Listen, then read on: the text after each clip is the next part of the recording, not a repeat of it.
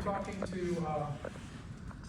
Bill, and he says, I want you to construct a QR policy for my 25-kilogram red bumper plates. We have our little cheat sheet here, so we know we're going to have to get enough information to do this. So we go to Bill and we say, okay, Bill, first thing we need to know is, do you have enough demand history for these bumper plates to give me the mean daily demand and the standard deviation of daily demand directly? He probably does. He's been selling these for a while. But for the hell of it, let's say that what Bill says is because, you know what, I can tell you, on a typical day, my most likely sales are 200 plates. On a bad day, maybe I only sell 100 plates. And on a good day, maybe I sell 500 plates. So he gives it to us in A, M, and B, rather than mean and standard deviation. Fair enough? Remember that for the first day, or the Saturday? Okay. So, fine. We can work with that, because now we know that on any given day, the average is equal to A, which is 100, plus 4 times M, which is 4 times 200, plus B, which is 500, divided by 6. And if y'all calculate this when we get done soon, that's 600 plus 800 is 1400 divided by 6. What is that? 2 and a third. 2 what? 2 and a third. 233. Okay, thank you. 233. All right. 233 plates per day. Agreed? Everybody understand? We just did that equation. Now, what about the standard deviation of daily demand? It's B minus A over 6. So that's just 500 minus 100 over 6. That's 400 over 6, which is 66.7. Agreed? Yep. All right, so now, he might have given us that directly by just searching inside of Excel and saying, here's the mean, here's the standard deviation, or he could have estimated it and we came up with it. Now we know our daily demand. What else do we need to know? Well, we have to ask Bill, what's our lead time? And Bill's getting these, now from China is tough right now. Let's say he's getting them from Thailand, because the lower imports from Thailand, that's where a lot of the rubber's grown and stuff like that. So let's make this square root of it. He tells me that on average it's 49 days. Once I place an order before that order gets produced and shipped to me and arrives back in Africa. Okay, so we've got the mean, we've got the standard deviation, and we've got the lead time. What else do we need? Well, if we go over here and look at this, we need some cost information. So I asked Bill, how much do you get charged for each of those plates? And he goes, you know, I used to get volume discounts, but I listened to this talk by this professor, and instead I now give them a guaranteed minimum volume, and I let them charge me a setup, so now I just pay a fixed cost of $200 per plate. What is that going to allow us to do, the fact I just told that story? We're going to go to the EOQ formula directly. We're not going to have to use a spreadsheet and use SOL or anything like that. We're going to be able to get it directly. Okay? All right. Now we got the cost. What else do we need? It looks like we need our holding rate.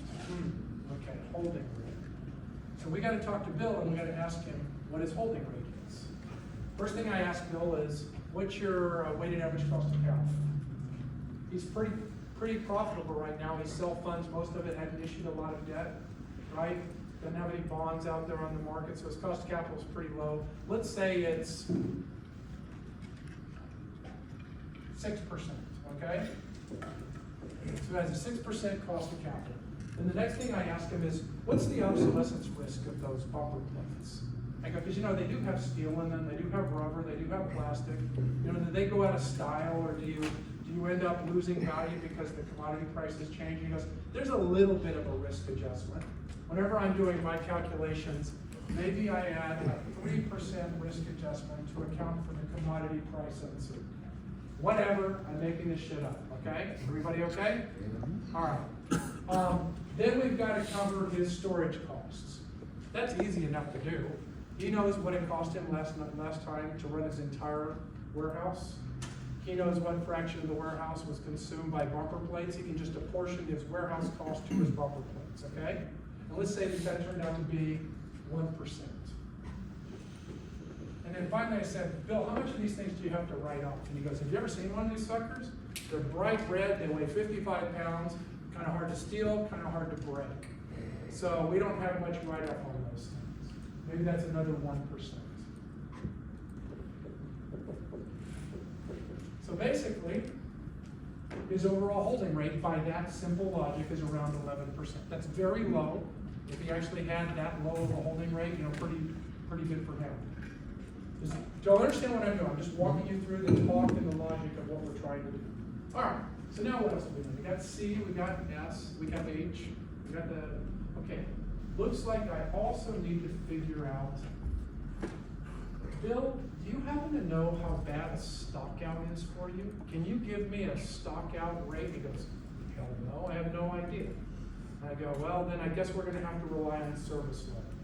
And he goes, okay, what's service level? And I go, well, what likelihood do you want to run out of stock? And he goes, you know, I've been checking with my peers, and most of my colleagues are going for 90% service level. I want to be better than them, so I'd like to target a 95% service level. So we're going to go ahead and we're going to set him up with a 95% service level. And then the final thing that we need to know from him is we need to know, hey Bill, every time you place an order, how expensive is that order? Okay? How expensive is that order? And he goes, well, shoot, because I negotiated that price with them. I told them that they could charge me a setup. They're charging me $10,000 of setup every time I place an order. So we got a setup of $10,000. And I go, what about when you ship it? And he goes, well, I have to pay the customs fee in China, which is fairly cheap at about $1,000. Okay, so let's go ahead and capture that. I thought they were coming from Thailand. Oh, we'll talk about Thailand, okay? The customs fee at Thailand, and it's $1,000. And then we have to have a cargo container. Anybody been doing that? It used to be $3,000, $4,000. It got all the way up to $30,000 for a container. Is it 3,000-ish now? 4, okay.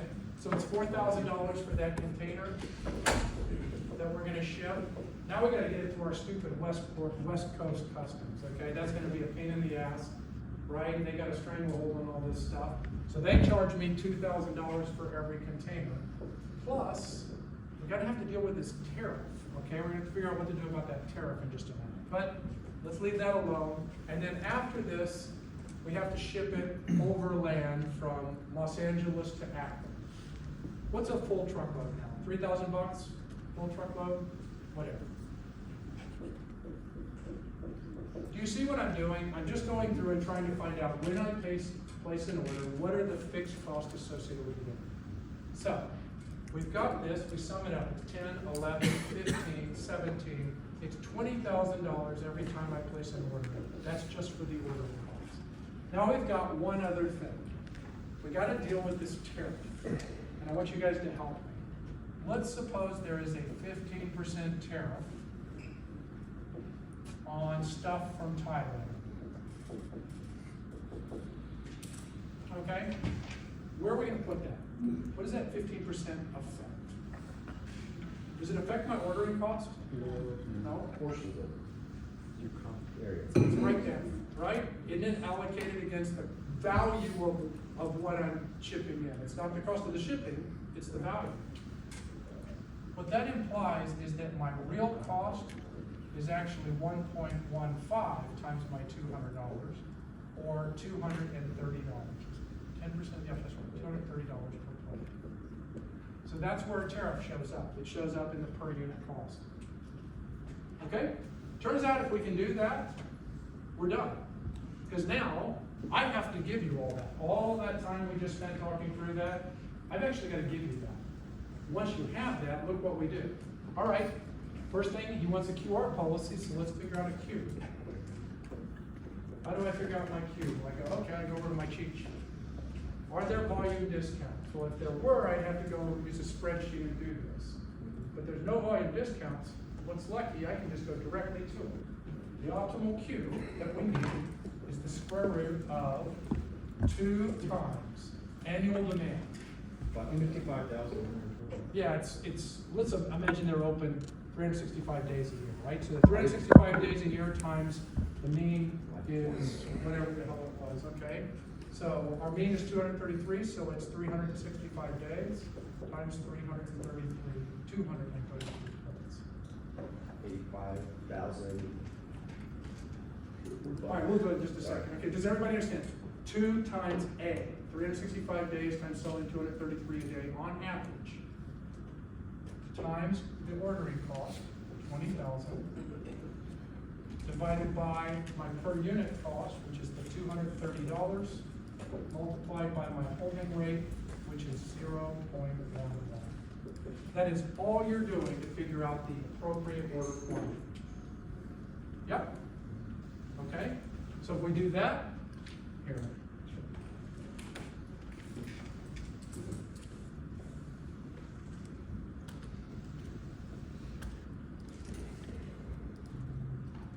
All right, square root of 2 times 365 times 233 times 20,000 closed divided by 230 times 0.11 closed. Did you guys get?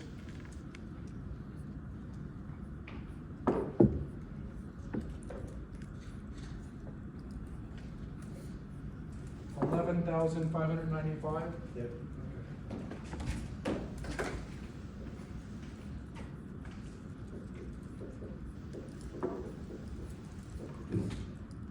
So every time we order, we're gonna order 11,595 plates. That's my Q. What's my R? Well, I have to draw that picture.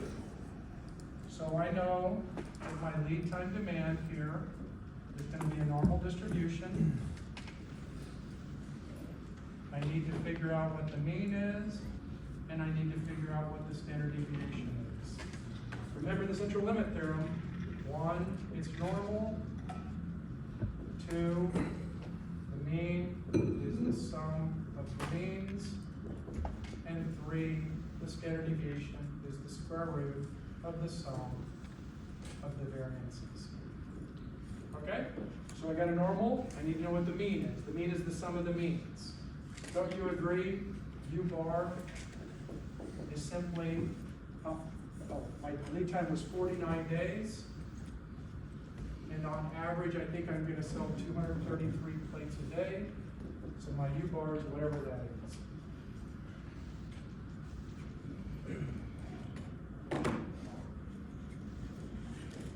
$49 times 233. 11,417.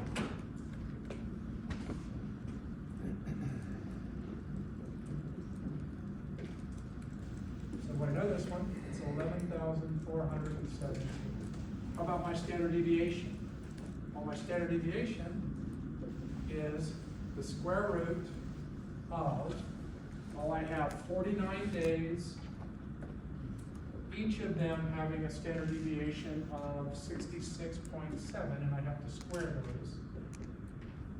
So this basically becomes the square root of 49 times 66.7 equals 7 times 66.7.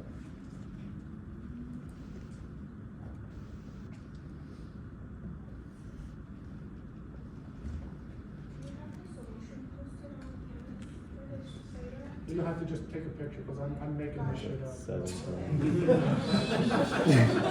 Exam, so will I. Real. 467. I have much more faith than you guys do on this. 467, okay? And this is 467. All right. If you have a normal distribution, has a mean of 11,417, and it has a standard deviation of 467, and you're looking for the reorder point, R, this gives you a 95% service level. You agree this is what you're looking for? R. This, I want a service level equals 95%. Do you agree in principle that once you have a normal distribution, you can just look it up in Excel or do whatever you want on it, right? So let's do Excel, since that's probably what you'll do on your final exam.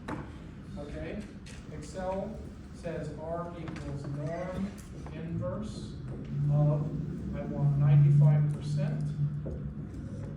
I want, the mean is 11,417. And the standard deviation is 467. Plug that into R.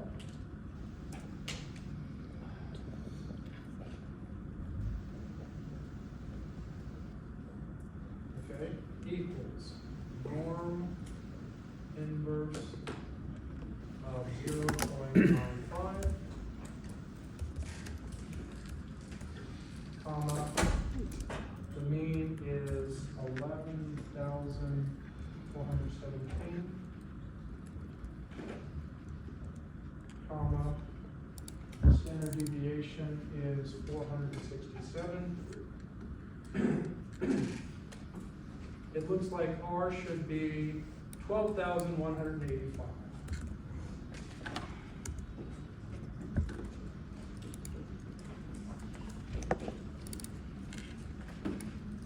Okay, so we would simply tell Bill, hey Bill, whenever you do this, I want you to order 11,595 plates. And I want your reorder point to be 12,185 plates. And we can actually figure out what our safety stock is, right? Because 12,185 is when we're going to order, but our average was 11,417. So this difference right here is our safety stock. Average safety stock. That's right, correct. It's average safety stock. All right. And I'm going to give you all a gift here in just a minute. We're not going to do a TTI policy. You only have to conceptually know what I talked about. We're not going to calculate it. We're only going to calculate it through our best, okay? Oh, shit, it's raining. Okay?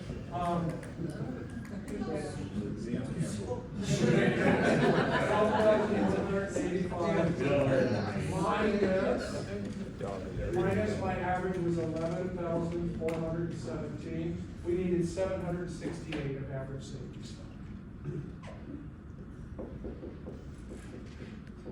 Which is just R minus Q. All right, let me show you two other things, and then try your homework. We're only going to do QR policies, not a TTI policy.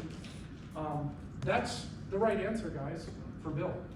Okay, so if we're talking with Bill, we'll say, Bill, based on the information you gave us, we need to order 11,595 plates at a time. We reorder when we get down to 12,185 plates. On average, we're going to have 716 plates of safety stock. Instead of 716.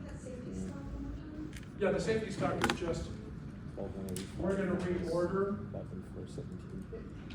when we get to 12,185. 768. But our average Did is he get only serious? 11,417. Oh, okay, So so we're he's keeping the taking extra. that. How do you get that? Exactly. It's your R minus Go back to your this. It's When we 716. first or started this should be overall 716? conversation, we said, how much safety stock do we need? If our uncertainty is a mean of 14,000 and some standard 12.5, which is wrong. and we first tried, well, let's just give 10% extra. So we set R as 15,400. That's a safety stock of 1,400. And we could figure out what service level that gets us. We went the other direction this time. We said, we're going to create the curve that describes the uncertainty, and we're going to pick the R that gives us the service level we want. So what do I want you to kind of know from this, okay? So let's look at this. I want you to be able to analyze this policy. I want you, after you've done this, it'll take you 15, 30 minutes, something like that, after you try it. After you got the QR and the safety stock, I want you to be able to do this page 14 right here. So if Bill says to you, well, how much am I going to be spending on inventory on average for these bumper plates? How much am I spending? You now know the Q, the R, and the safety stock. And if you plug into that formula, you're going to find out that the total average annual inventory cost for him are equal to, now let's figure out why it's Q by 2 plus safety stock. Do you remember when we did our picture earlier, we said if you back up and look at the QR policy, R minus U. it kind of looks like a series of triangles. And it's a series of triangles whose height is Q. Yeah, it's 768. Okay, and whose bottoms, on average, come down within the safety stock. You remember that drawing? That's what we do. We looked at it long enough to be these triangles. Sometimes the bottom of the triangles get closer to 0, sometimes they're further from 0. But on average, they're whatever the average safety stock is. If you wanted to know how much you're holding in average inventory, don't you agree it's half the height of the Q, and that's sitting on top of the average safety stock? That's all that's saying. It's half the height of the Q plus the average safety stock. That's how many units you're going to have. Then you multiply it by the cost, then you multiply it by the holding rate. So in our case right here, all right, I need triangles that are of height 11,595 divided by 2. So I've got these triangles and I want half their height. They're sitting on top of, on average, 716 plates. That's the average number of plates I have in inventory. If I multiply that by my cost, which was $230 a plate, and I multiply that, that's now that's dollars in inventory, and I multiply that by my holding rate, H, which was 11%, I can now tell Bill exactly how much I think he's going to spend on average per year in his inventory if he follows my inventory policy. Yeah? So let's calculate that. All right, 11,595 divided by 2 plus 716 equals times 230 times 0.11. It looks like it's costing Bill about $164,791 a year. $164,791. Brett, I think your 716 should be 768. Yes. Oh, good. Okay, thank you. I was like, I don't, I'm just asking it. Oh, my bad. So it's 768. 68. Okay. Which will make that a little bit off. Did you get that number too? What's that number now? 166, 107. Okay, thank you. All right. Suppose you go tell Bill that. All right, so you go, hey, Bill, here's the optimal inventory policy. If you follow that, you're going to have an average annual inventory cost of $166,000 tied up in those bumper plates. That's a lot of money, right? He's got probably 2,000 SKUs. So he's got a lot of money tied up in those bumper plates. What if he says he doesn't like that? Now we're getting into that question. What if Bill says, I don't want to spend that much on inventory. I want to cut that inventory cost in half. Here's where you have to start thinking. This is what the other questions are that we've kind of been talking about. If you don't like this number, what if Bill just says, screw it? A big part of this number right here is that 11,595, because that's how many you're telling me to order at a time. So I'm going to save money. I'm just going to go ahead and order 5,000 plates at a time instead of 11,000 plates at a time. What would you tell them? Mess up your service level? Yeah. Okay, we haven't done anything with the service level yet. It's in the service level question. Is ordering cost of Or- That's exactly right. You would say, Bill, I mean, I agree with you. You're going to have lots of little triangles now instead of fewer bigger triangles. They're only going to be height 5,000 instead of 11,595. But Bill, unfortunately, you pay $20,000 every time you place an order. The amount of money you're going to be spending on the increased number of orders is more than the amount of money you're going to be saving on the inventory that you reduce. That's the whole point of inventory, okay? It's the mistake I constantly saw all the time when I used to do this. People say, inventory is bad, I'm going to go in and I'm going to cut inventory. But inventory is there for a reason, right? If you have the right amount of inventory. If you have the wrong amount of inventory, that's fine. But if we did it right, and the numbers that we have are right, Bill can't just go arbitrarily change Q, okay? What about Or, what if you go, you know what, I want to get the inventory deal a little bit lower. Instead of the 12,000, I'm gonna let it get down to 10,000. What just happened then? Service level. He's not gonna get his service level. So Bill, you told me you wanted a 95% service level. So Bill, if you want a 95% service level, you can't just go arbitrarily changing that shit. That's what's needed for a 95% service level. So if you want to work, and this is actually now what you were asking a lot of, okay? This is where, now what can I change that would make these numbers better? So clearly, on your total average annual inventory cost, this is about 6,000 units on average, and this is about 768. So if you want to do something about your inventory cost, you got to do something about this number right here. This number is driven by the Q. So we got to go look and see what drove Q so high. Toyota, okay? Toyota believes, here's why Toyota ends up with very small Qs. When we were doing Q, it was 2 times A times S over C times H. Here's two fundamental beliefs of the Toyota system. You want to constantly improve your system so that setups are fast and cheap. And the other belief of the Toyota system is that inventory is a lot more expensive than you think it is. You might capture inventory with all these little numbers that Britt wrote out here, but you're forgetting the fact that what inventory does is it gives permission to fail. If you're running a process or you have a supply chain and you have big piles of inventory, what you're effectively saying is, I'm giving you permission to fail because we have a buffer against it.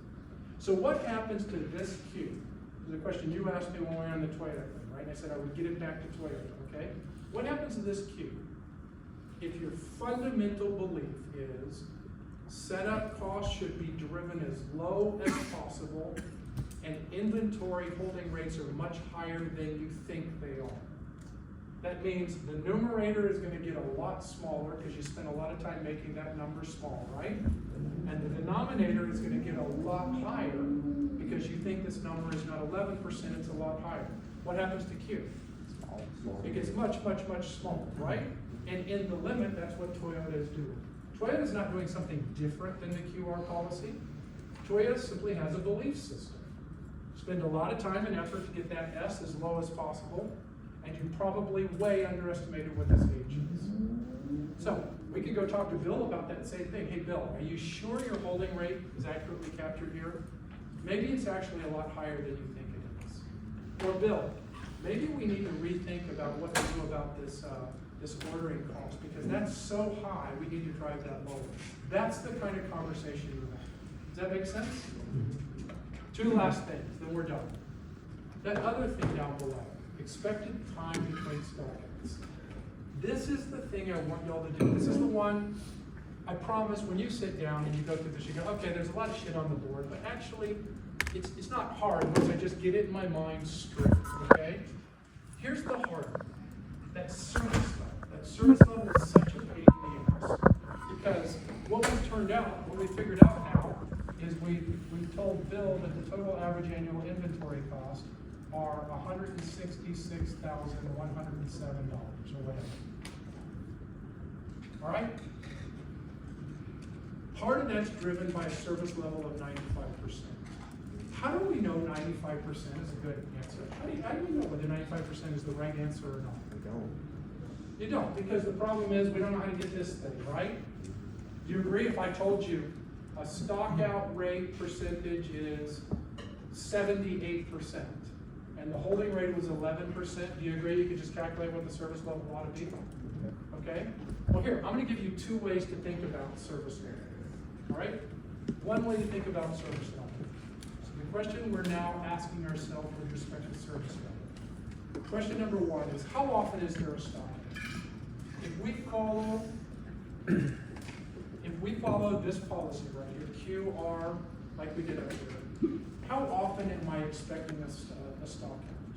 Well, there's the equation, but it's not any different than what we just did in our mind. You remember 95% means 19 out of 20 times we're not going to have a stock out, and 1 time out of 20 times we are?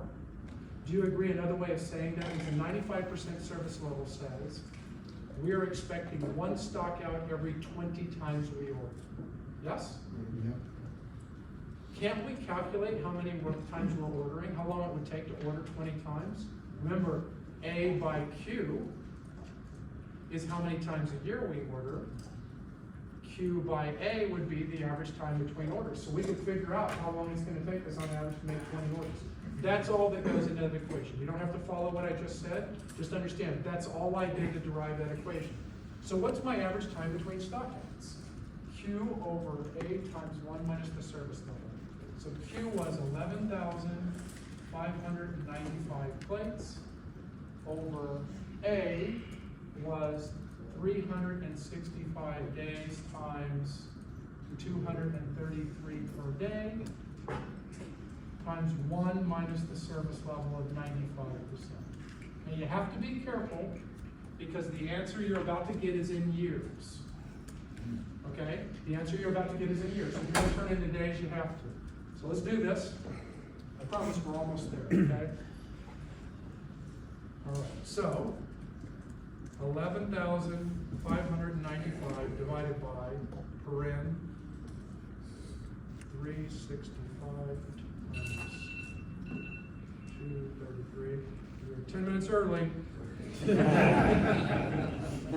Times 1 minus 0.95 close. Switch to stop out on this kilo,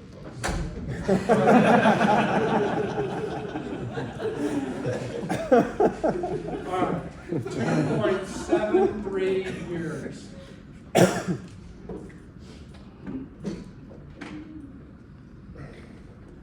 All right, Bill, if you follow this policy with a 95% service level, you basically can expect to run out of stock only one order cycle every 2.73 years, 2 3/4 years. Bill, I need a gut judgment from you. Is that okay or not? If Bill says, yeah, that's about right, I'm willing to run out of stock during one of these order cycles every 2 3 years, then that service level is perfectly appropriate. If that seems like, well, maybe I can afford to run out of stock more often than that, you can reduce your service level. Conversely, if you want to run out of stock less often than that, then you're going to have to increase your service level. So this is just a gut check. That's all you're doing here. It's a gut check. You understand? I don't have an answer for you. That is your own personal gut check. Final thing. Remember this.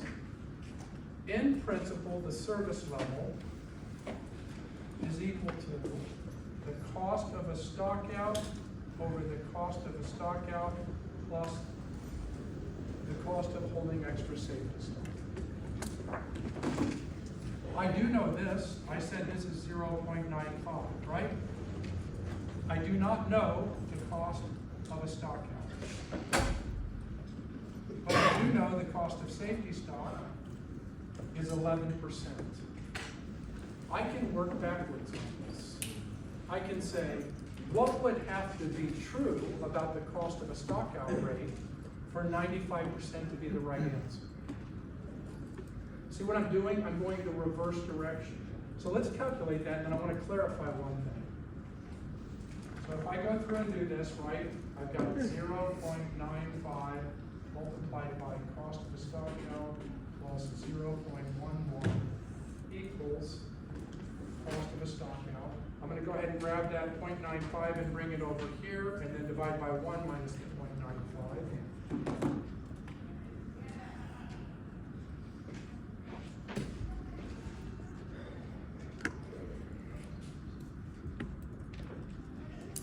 You grade 0.95 times the 0.11 stays here. The 0.95 times the cost of the stock out goes over here. That becomes 1 minus the 0.95, and I divide it, right? So somebody count it out.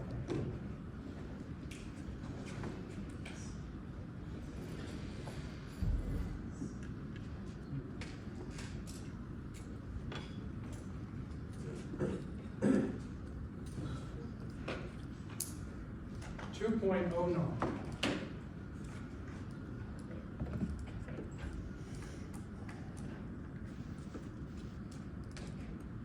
Or if you will, 209%. This is the hardest thing to get people to understand. because we're so used to working in one direction. We're so used to getting the numbers and it tells us what the Q should be. We're so used to getting the numbers and it tells us what R should be.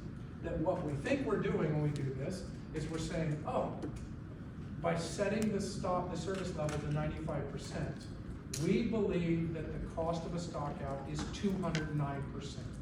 So every $1 of stock out that I have ultimately cost me $2.09. That's what we're believing. Now, one second. That is not true. Here's the way I want you to think about it. The way you're testing service level when you do this right here is you're saying, is it reasonable to believe that's true? Do I believe that for every $1 of stock out I have, ultimately it's going to cost me $2.09? If I do, then that's a reasonable stock out. But if I don't, then that's not a reasonable stock out. Another way to think about it is 11% versus 209%. We're basically saying a stock out is about 20 times worse than holding unnecessary inventory. Again, can I tell you what the right answer is? I cannot. I can only give you that gut feeling. So one sec, Frank, let me do my finale and then I'll ask you a question. Here's what I would tell to Bill.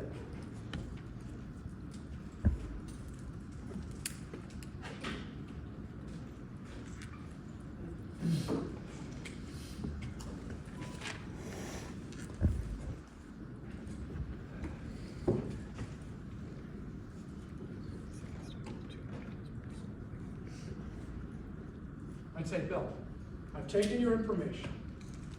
I've gone through and I've established, based on the information you've given me, the appropriate continuous review policy. Q should be about 11,600 plates. You should order when you get down to about 12,185 plates. We're talking about 768 plates, not 716. We're talking about 768 plates of average inventory. And your total average annual inventory cost that you got tied up in this stuff is going to cost you about $170,000 a year. Now, if you don't like those numbers, we've got to go and attack the Q because it's the biggest thing. If not the Q, then we can attack the service level. If we attack the Q, we got to do something that makes that number lower. And we could take a lesson from Toyota. We'd end up having to drive our setup cost much lower than they currently are. And or we would have to understand that actually our inventory is a lot more expensive than we thought. But if we can't do that, we're stuck with this Q. We can't arbitrarily change the Q.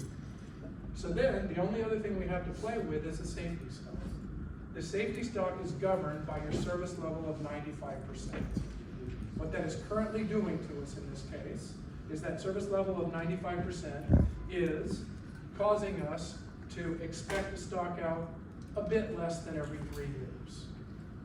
Does that sound right to you or not? Let's test our feeling about that. Oh, by the way, for that 95% service level to make sense, you have to believe that every time you have a temporary stock out for, whatever the dollar amount is of the stock outs, that the ultimate cost to you for every dollar of stock out is actually almost 2.1 times that. Do you believe that to be true?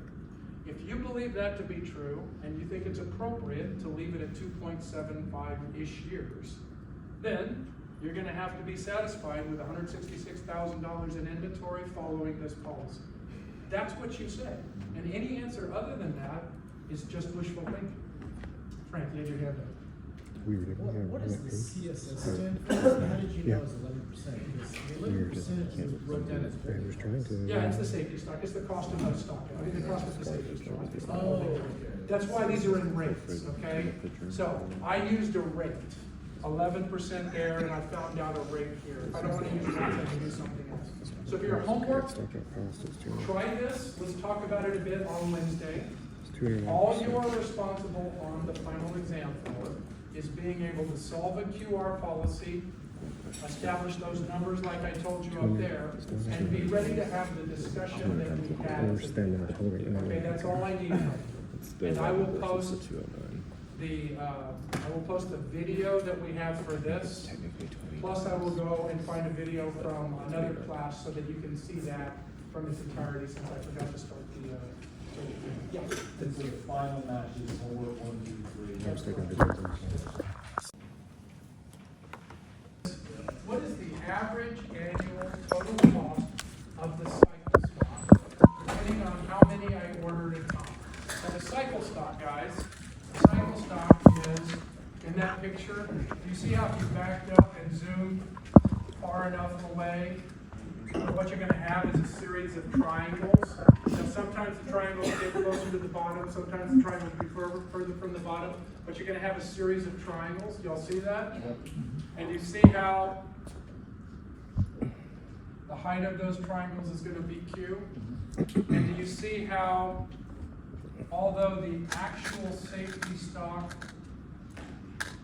in any particular cycle will vary. Sometimes it will be bigger, sometimes it will be smaller, sometimes it will be zero. There's actually an average safety stock here. We can calculate the average. How close did it, on average, get to the bottom? So I want you to keep this picture in mind. We've got the up and down triangles, and on average, they get within the average safety stock at the bottom. That's what's happening. So on a right equation, and I'm not paying any attention to the safety stock right now, I'm just looking at the triangles. Why am I not looking at the safety stock right now? Because I control what safety stock is through the R that I pick. If I pick a big R, my safety stock is going to be high. If I pick a little r, my safety stock is going to be low. Do you agree? Pick a big ass R, my safety stock is going to be bigger. A smaller safety stock, smaller R, right? So that's a separate decision. That's the decision based on R. It doesn't depend on Q. It just depends on R. So all I'm looking at is these triangles right here. And I just want to write an equation for how much I'm going to have to pay on average on an annual basis if I order Q at a time. And you see up there, I tried to write it theoretically or conceptually, and then I put it in numbers. I'd like to know how much am I going to pay per year in ordering cost if I order Q at a time, plus how much am I going to pay per year for those triangles if I order Q at a time, plus how much am I going to pay per year for the items that I'm buying. Those are the three pieces to this. So let's write it as an equation, and then I'm going to do it as a spreadsheet just to show you this. Okay, let's start with ordering costs. So how would I figure out ordering costs? Well, let's let A equal average annual demand. So A is my average annual demand. We all agree with me on this? If I can figure out what my average annual demand is, and I divide by how many I order at a time, do you agree that that's how many orders on average I'm going to have per year? If I say on average I'm going to have 20,000, I'm going to order 20,000 units, and if I order 200 at a time, do you agree 20,000 divided by 200 is 100 orders per year? Whereas if I order 2,000 at a time, it's 20,000 divided by 2,000 is 10 orders per year. So A by Q is the number of orders per year times S, and we're over here, S is how much I'm going to pay per order.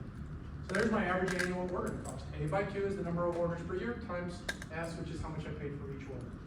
And then the next term is, well, how much am I paying for these big triangles? I forgot who asked me. It might have been John. But what if I ordered 1,000,000 at a time? Well, I'd have a gigantic triangle of 1,000,000 and I'd be drowning in inventory. But if I ran it long enough, I'd just have big triangles of 1,000,000, wouldn't I? So take a look at this. I need to know how much average inventory I have and multiply it by the holding rate. So take a look at this picture. We don't care about safety stock, that's coming in later. We're just looking at the height of the triangles. Do you agree in a long run average, the average of a bunch of triangles is Q by 2? You have a whole bunch of triangles of height Q and you want to know what the long run average is, it's Q by 2, right? Okay, so don't we have Q by 2 average inventory? Long run average is Q by 2. Yes? Give me a more enthusiastic yes. Yeah. Yeah, Q.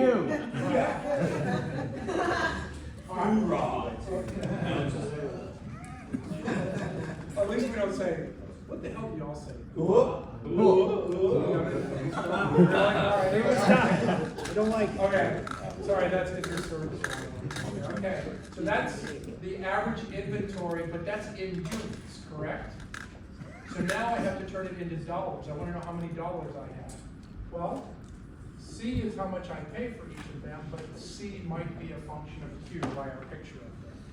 So this is average number of units times how much I paid for each unit, given that I ordered Q at a time, so this becomes a dollar amount. Then I multiply it by the holding rate, and that will be my average annual triangle costs. So we've got paying for the orders, and then we got the average annual triangle costs, and then how much did we actually pay for all of our items? Well, if we order A a year, and we pay C and Q for each of them, that's how much we paid for our items. So our objective is to look at that equation right there and pick the Q that gives us the lowest total cost. That's all we're doing. Pick the Q that takes the lowest, that gives us the lowest total cost. Now, in principle, those of you guys that like calculus, that sounds exactly like a calculus problem. Take the derivative with respect to Q, set it equal to 0, solve for that Q, and we will do that. But first of all, I just want you to see how easy this is, because y'all all know spreadsheets better than I do. So let's just pick a really simple example. All right, looks like we have some product we're trying to place on an inventory policy. Our average annual demand is 1,200 units, so that's A. We do get volume discounts. If I order between 1 and 5, I pay $150. If I order 6 to 9, I pay $150. Is the foundational periodic review policy. How does it work? Well, it's going to have exactly the same kind of drawing. This axis right here is time, and this axis right here is number of units in inventory. All right? Same exact thing. In fact, let's assume it's the same demand. So I'm going to be trying to draw the same demand patterns here, okay? There's nothing, you can have the same demand from your customer base, irrespective of whether you follow a QR policy or a TTI policy, right? Demand is demand. All right, so what's going to happen? Well, a TTI policy, you notice there's no Q and there's no R.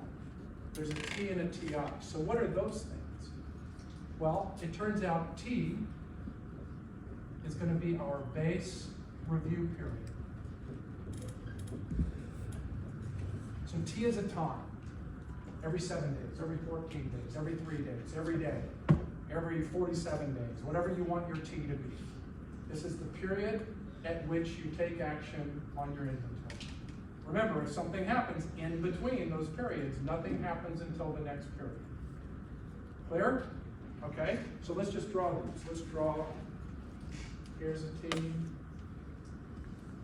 and then here's another T, and there's another T, and so forth. Okay, these are the intervals, and we've just determined. You don't know how we got these yet. I'm going to have to show you how to get them. But these are the periods at which we go and check stuff. All right, now what's TI? TI is equal to target inventory level.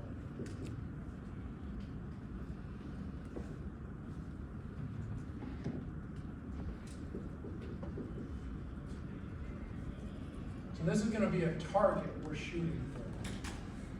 Now this is going to generate a whole bunch of questions in just a minute. But this is how. The empty graph has those T intervals on the time axis, and the empty graph has that target inventory level on the y-axis. The empty graph over here only has the R. The Q's are the ones that show you how tall the triangles are going to be. So how does this one work? So I'm going to start this inventory. I'm going to try and keep it about the same thing that's here. So this is it, inventory, and it's going down. Now remember, in between these intervals right here, I may or may not know my inventory, but I'm taking no action. So my inventory is declining, hopefully at about the same rate as declining over there. What happens?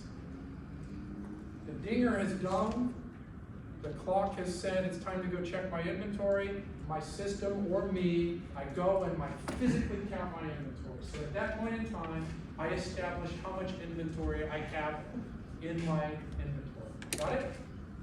Then what do? I place an order, but I never said anything about Q, so there's no Q here.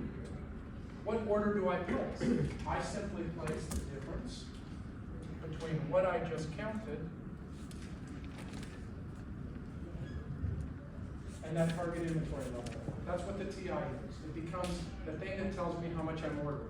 So it's Monday morning at 8 a.m. and every Monday morning at 8 a.m. I go check how many bumper plates I have. I count how many I have, and I place an order at 8 a.m. on Monday morning with my supplier for the difference between what I have versus whatever this target inventory level is. Everybody agree? Now what happens? The exact same race starts now. So the exact same red lead time is going to occur, and the exact same red U is going to occur. And if I set this up right, pretty close to the same safety stock is going to occur. So let's draw this. So the red lead time race starts just like it did before.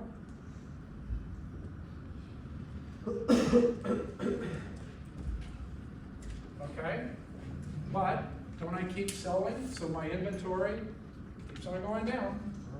It's going down. In this particular case, just like as in that case, I didn't run out of stock. My inventory arrived, right? My order arrived. How high does this get?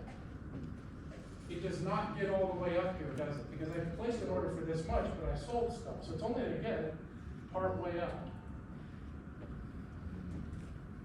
That doesn't matter, okay? It doesn't matter because that was only a number used to calculate what the Q is. I knew I was going to sell stuff. I never intended to get up to that. It's just a thing. It's unfortunate they called it target inventory level because it makes it sound like you're actually trying to get all the way up there. If I had just called this capital letter A, and I said every time you come to a review period, you order the difference between capital letter A and whatever you have, you wouldn't get hung up on the fact that it didn't get all the way to capital letter A. But because it has the name target inventory level, you feel like you gotta get up there. Unnecessary. We're just gonna set that so that this system behaves the way we want it to behave.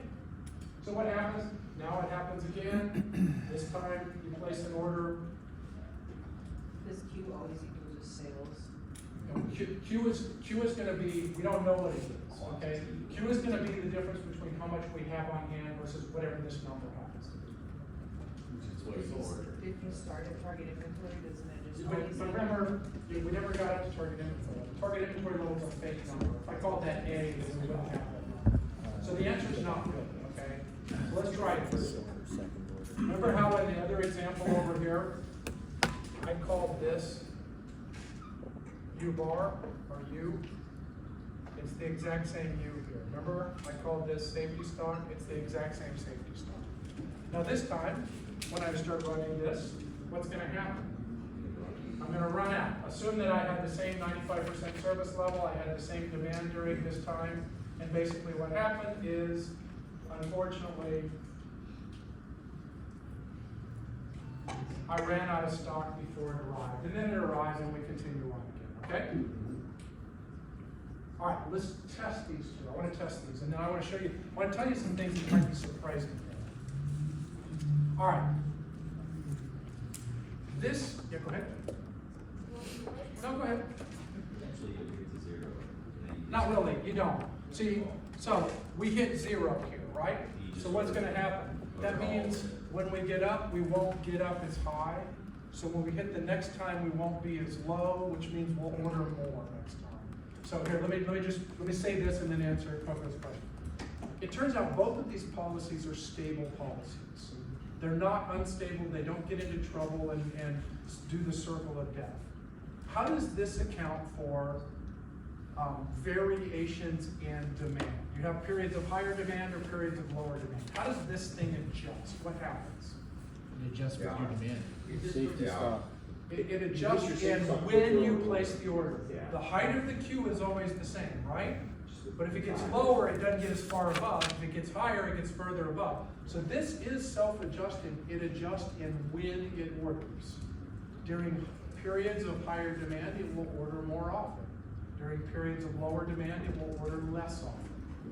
Okay? This one at first can look unstable, like Randy was talking about. It looks like it can circle to zero.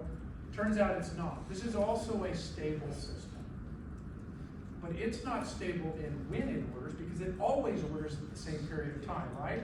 It changes how much it orders. So the QI will get bigger during periods of higher demand and get lower during periods of lower demand. Both of them are stable. Go ahead, Jack, and then RG's. Target inventory could be like your warehouse space. No, okay, so that's why I But just, you choose. I wish they You just allocate. hadn't called the stupid thing target inventory level. Could you allocate for? But we're never intending to get there. Understand, we're never gonna get to target inventory level because we're always gonna order the difference between this, and we're always gonna sell some shit while we're waiting. So we're never getting to target inventory level, but that's not a problem because we weren't trying to get to target inventory level. It was just a number we used to make a calculation. Yeah, I know, this is the thing I hate about this. RG and then Frank. So I have a question regarding the variable cost. Now, since the quantity is changing, my per unit cost. You're right, we'll get to that. I promise we'll get to what RG's talking about here. Let me just acknowledge that it's a good question. If I do, it doesn't mean the other ones weren't, okay? But hang on, it's just. Sounds like it's it. because- Hang on, it's just because I'm not addressing it right now, so I don't want you to think I'm blowing him off, okay? I can set Q to make sure I get volume discounts, can't I? All right? Over here, QI is varied. So sometimes I might have a bigger than necessary Q, so I'm gonna get my volume discounts. But sometimes I might have a smaller than the volume discount, and it might hurt me. So that's a disadvantage of this system, okay? Frank, you had a. You mentioned earlier, so the time in which it reorders, that won't adjust? This always orders at period interval T. It's always order Always. at interval T. It's Always not something order. to where the first order, then you kind of look at, oh, how's the demand been doing, and then, No. hey, you know what, we're gonna Can, reset. hang on, can you create some kind of combination between these two? Sure you can. Yeah. But in its most pure form, the QR policy says, don't give a shit what you want, I'm gonna order when the system shows me that I hit my reorder point. In this system, it says, don't give a shit what you want, I'm gonna order at whatever that interval you said is, okay? That's the base system. Now, real systems, we're probably gonna do some modification, which I wanna talk about in just a second. But I want you to understand this first. So, in principle, a QR policy is better than a TTI policy in terms of the amount of inventory. Why? Okay, why? Let's think about this for a minute, okay?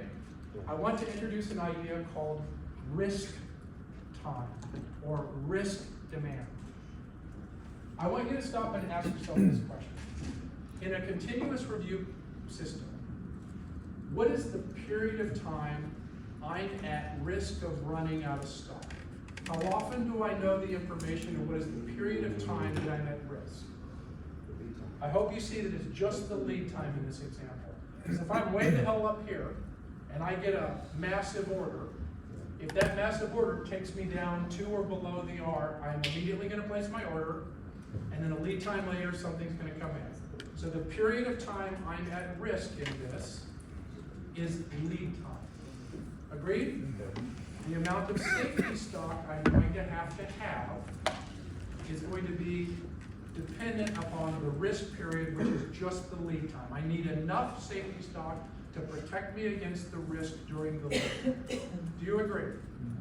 Now, I want you to come over here. It takes a minute to think about this, but think about this one.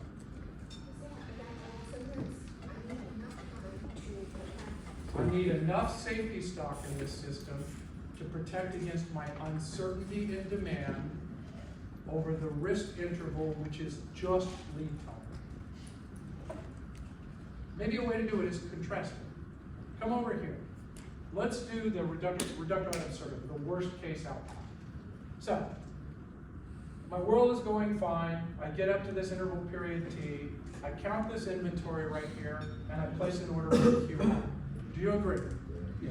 Do you agree that order for QI contains within it all of the information that has happened prior to T? Yep. Right? So the QI that's going to arrive over here later, right? This QI is ordered here, it arrives here. That QI is based on this QI, which is containing only this information. Now, 1 second after I place my order, 1 second after I place my order, I get a big order. When will I first know about that big order? A week later. A review period later, a T later, right? So a T later, I won't know. Don't get confused by this sucker.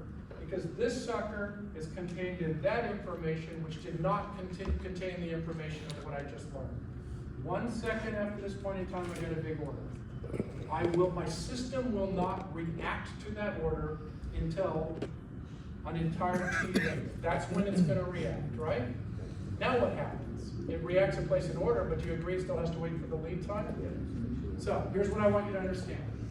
The risk interval that you have to use safety stock for in a QR policy is only the lead time.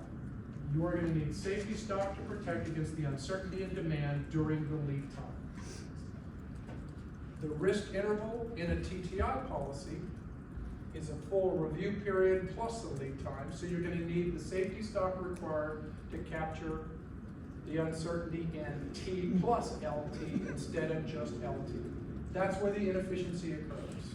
I need more safety stock in this system than I do in this system because I've got to protect against a longer period of time and more uncertainty in this system. It is an absolute mathematical fact. A TTI policy will always require more inventory to achieve the same service level than a QR policy. Yep. Why can't we think in this lines like, how can I strategize to minimize the lead time? Well, okay, so I have no problem. The questions you're asking are good ones, but you're not changing the nature of the policy. No, hang on, let me just say, you're not changing the nature of the two systems. You're saying, what can I do to change the parameters that are deriving those systems? Yeah, I mean. So, but if you change the lead time, you're changing both of them, okay? If you change the review period, you're changing the review period. So you can change those, and that's fine. But I'm just talking about for a given set of data, how do you calculate? Like when we went to Dallas and the Toyota, like the lead time, like they were talking about inventory systems where the partners are also part of the conveyor. Right in there. There's no lead time. I want this, we have. Is that the way to think it is just in time? So if I'm trying to think how to answer this. I fully agree with you. You're kind of saying, but what about this? And I go, well, that's exactly true. But right now we're talking about, given that, what do we do? So whether your lead time is 49 days because you're getting it from China, or whether your lead time is 3 hours because Toyota set up the thing right in the middle, it doesn't change the fact that you still have to figure out these calculations. So I agree with you. You're giving me arguments about what we can do to change the lead time. And you're giving me arguments about what to do about the service level. And I agree with you on that. I'm just saying, for a given lead time, for a given service level, this is how you set up inventory policies. Okay? Yeah. Is the period fixed all the time? Like let's say if there is more demand versus no demand at all. So you're asking another good question, just exactly like this. Can you make variants of these systems? Certainly you can, okay? So certainly, you don't have to follow the pure TTI policy. You can follow a modified TTI policy. Like, for example, anytime I see an order bigger than this, ask for human intervention to see whether I really want to wait until the next lead time to hit. But I'm showing you the two foundational policies upon all of which the variants are based, okay? So stick with me on this. If you don't like these variants, that's fine, we can change them. But these are the foundations, and anything else is based upon this. I am never going to get through this. You gotta keep going. We're trying to get you to take it off the exam. What was your question? I forgot your damn question. So once we have a last case at continuous time, if there's like a system monitoring inventory, and you have a safe, what's the access level, the safety level, wouldn't the system just automatically trigger something? No. Okay, I'm gonna keep on going. I don't know how to answer your question because that safety stock is an outcome. You only put two things into your computer program. You put Q equals this and R equals this. That's what you put into your computer program, okay? No. You put Q equals this and R equals this. SS is an outcome. That's exactly right. SS is an outcome. And all that happened is your stupid little dumb computer system said, oh, look, I did R. I'm going to place an order. I'll place an order for Q. and it does it and it keeps on going. Safety stock is an outcome of what happened to happen during that time. We'll have to take it offline, okay? All right. Let's move on. The views are the same in here, but I'm imagining this formula is handled it differently, correct? Because the risk If is we obviously ever no risk. get to the fucking formula.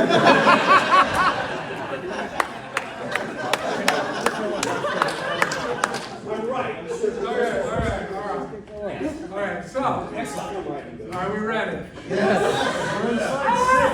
Okay, but I know, all right, but I do want you to understand something, all right, conceptually, because the math is easy, guys. Once we get to the math, I swear to you, you're gonna go, oh, that's easy, okay? So here, I do want you to understand something.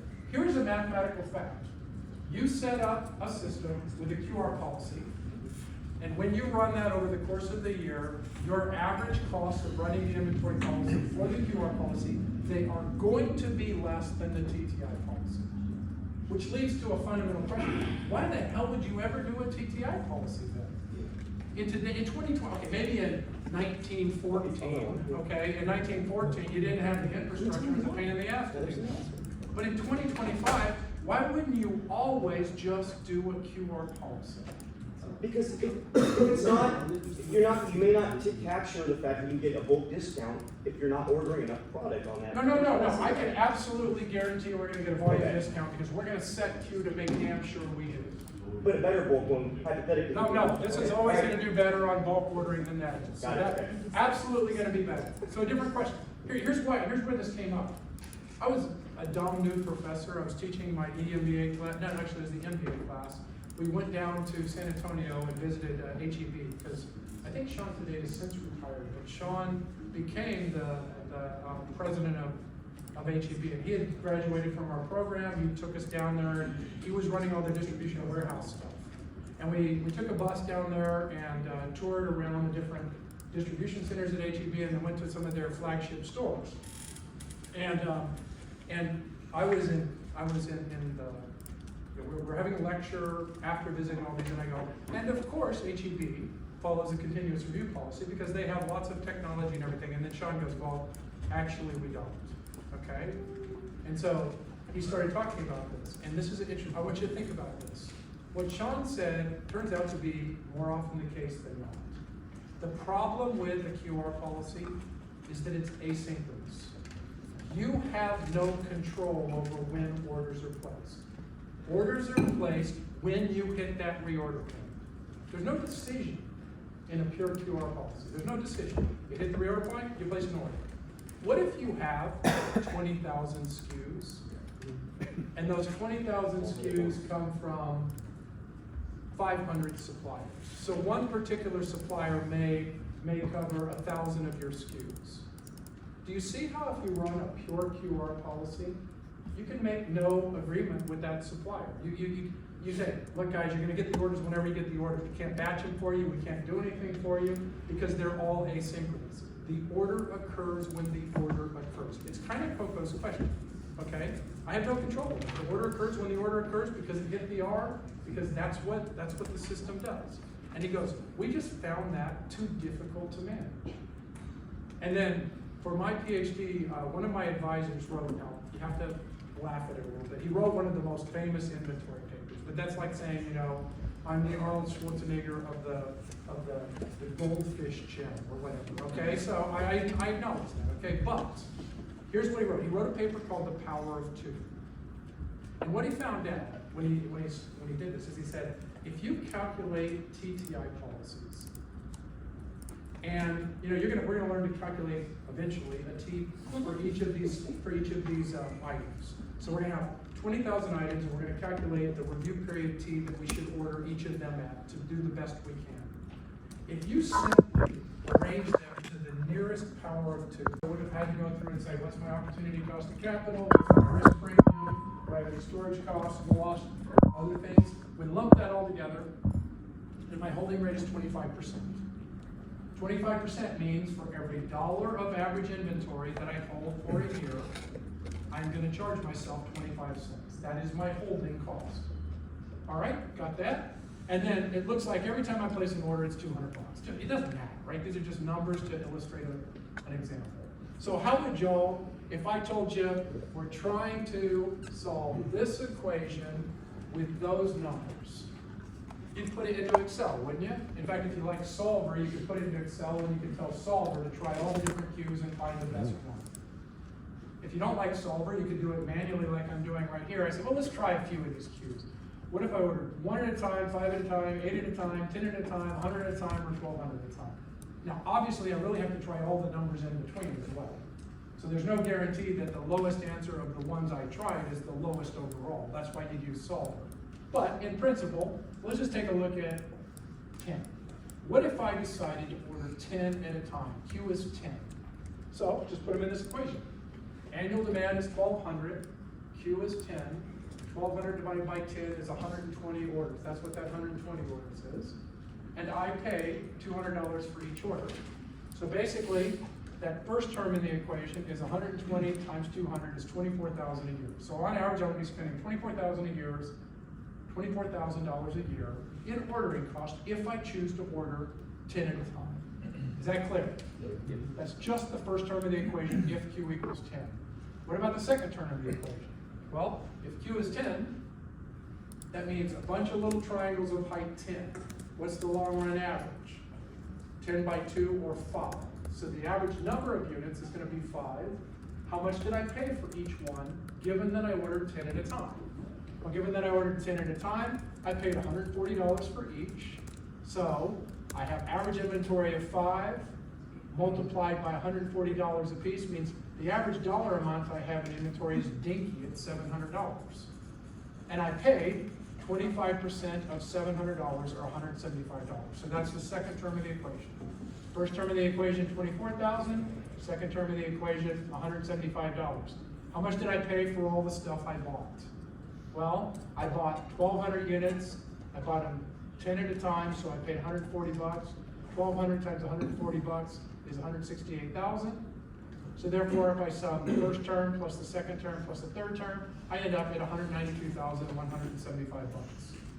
And I can try different Qs and find out whichever the cheapest is, correct? Okay, that's all I did. Now, of the ones I tried, it looks like ordering 100 at a time makes more sense. Why? Because I'm paying kind of a lot in ordering cost, and my inventory cost is dinky. So I might as well have larger triangles, so I don't have to order as many times per year. And you can see the ordering cost went down to $2,400, but my inventory cost went up to $1,750. I was already getting my full volume discount, so that's the cheapest of the ones I tried. In principle, you have to try all the possible Qs, and the right Q to order is the one that gives you the lowest possible number. Now, I don't see anybody in here having a problem with this because you have unlimited time to take the exam. So you can set up your spreadsheet and do this, right? But obviously, we don't have to do it this way. I mean, calculus can save us a lot of time here under certain circumstances. I don't mean you have to apply calculus to this problem. I mean, we're going to apply calculus and get the simplified answer. That's what I mean, okay? So let's try this. That looks like a calculus problem. Take the derivative of this equation with respect to Q, set it equal to 0, and solve for it. Then take the second derivative to see whether it's a maximum, minimum, or an inflection point. But those of you who know and like calculus realize we got a problem, don't we? Because the problem is, you see that C of Q that's right there? That C of Q is this kind of a graph. Calculus hates discontinuous functions, okay? It means that you can't just solve it once and get a nice, beautiful answer. For those of you who really like math, again, it doesn't matter, but for those of you who really like math, the truth is that you can solve calculus problems with discontinuous functions. It's just tedious. You have to check over each interval, you have to check the endpoints and everything else. So, what I'd probably do if I wanted to do this one, and if you guys are good at Solver, I just set this problem up, and instead of trying different Qs, I just use Solver, solve it, and you're good to go, okay? But there are circumstances where C isn't really a function of Q. Remember, C is a function of Q because we get volume discounts. So you have to ask yourself, why do we get volume discounts? Why does a manufacturer or a supplier give us volume discounts? Part of it is to guarantee that you order more, right? That's why you would do it. But part of it is to try to amortize the cost of the setup Right? Did I? Yeah. When did I do this? No, you didn't go over in detail. You did not go We've over. been over this. No, not in detail. He just mentioned why he did it. Okay, So please sorry. continue. I'm gonna continue. Okay, so that's the first time y'all said stop talking as opposed to talk more. Okay. Shut up, Brett. All right. So the bottom line on this is that it's very common in today's world that we're going to go and enter a negotiation with a supplier, and we're going to guarantee a minimum annual volume. And we're going to go ahead and say, and you know what, to cover your setup cost, I'd rather you just charge me to set up. And I'll guarantee you an annual volume, and let's just get a price and then we won't dick around with all this stuff. In those circumstances, C is not a function of Q, right? C just becomes a number that we've negotiated based on an annual volume, but they're probably going to charge us a setup cost every time they do so. So in that circumstance, this becomes easy, right? This term is now a constant C instead of C of Q, and this term is now a constant instead of C of Q. Yeah? Okay. So, did we take the derivative? I can't remember. Did we do this? No. No, come on. Everybody in here can remember at least part of this, okay? So we're going to take the derivative of A by Q times S with respect to Q. Does anybody remember how to do that? It's been a long time. Does anybody remember it? That's Q to the minus 1. So it becomes minus Q to the minus 2. It doesn't matter, guys. I just give me my fun. Give me my fun, okay? Give me my fun, okay? This becomes minus A over Q squared S, okay? All right. Now, easier. What is the derivative of Q over 2 times C times H with respect to Q? Okay, fine. Q goes away, okay? That's Q to the 1, so you take away 1, it becomes Q to the 0. Q goes away, and this becomes plus CH over 2. That's what happens to happen, okay? Whatever, I don't care. This is my 5 minutes of fun, okay? All right. Everybody, what's the derivative of A times C with respect to Q? A times C. With respect to Q. It's not, doesn't depend on Q. So what happens when you take the derivative of something it doesn't depend on? It becomes 0. Okay? Turns out that leads to the EOQ formula. So what do you actually have to remember? You don't have to remember a squat of what I just said. Okay? What you actually have to remember is this. In the event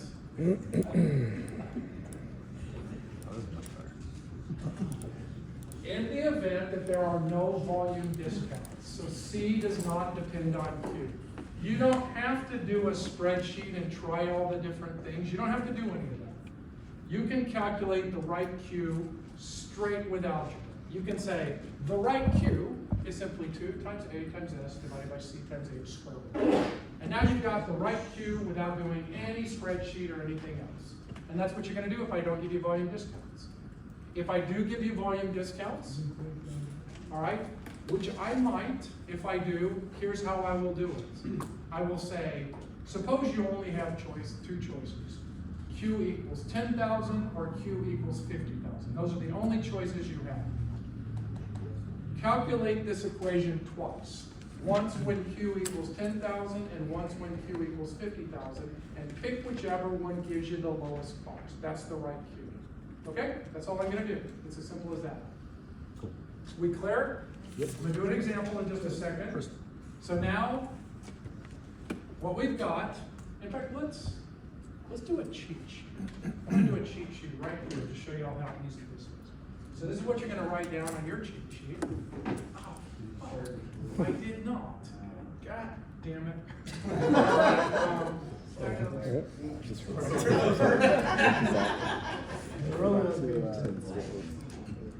Wait, you did not what? Start recording. Start recording. Was it just this break or was it like way No, prior? right from the beginning. Alright, fine, I'll go find an old video and post it so you guys can do it, okay? Start recording now. I did, but that's not gonna do any good, alright? Alright. Was that up there to remind you something? Y'all, I didn't know if y'all Lance. remind me. I thought you told You me fell to down on the start job. recording.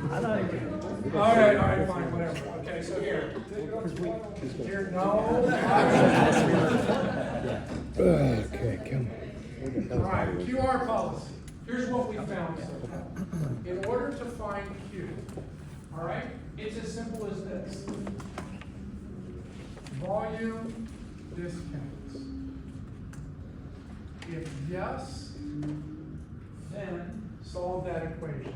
Total cost of the cycle stock as a function of Q equals A by Q times S plus Q by 2 times C of Q times H plus A times C of Q. So you have to use that whole equation if the answer is yes. If the answer there are no volume discounts, you can go directly to the EOQ, and the proper Q is square root of 2 times A times S over C times H. Okay? Okay. All right. That is as simple as it can possibly be. So I don't think you're going to have any problem. Now, what's the next thing? All right, what's the next thing? The next thing is now we got to figure out what R should be.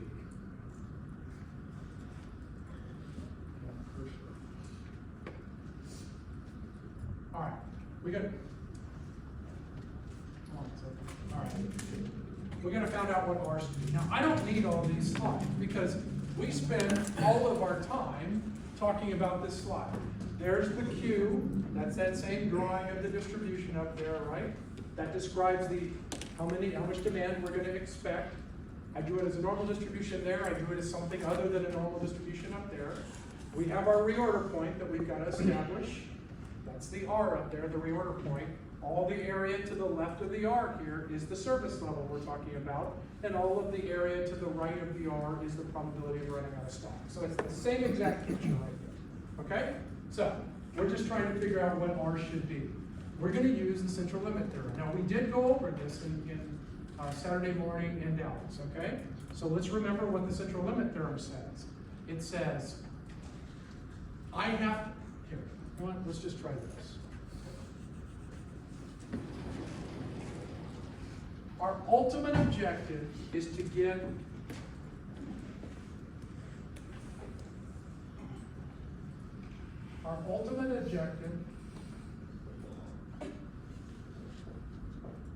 is to figure out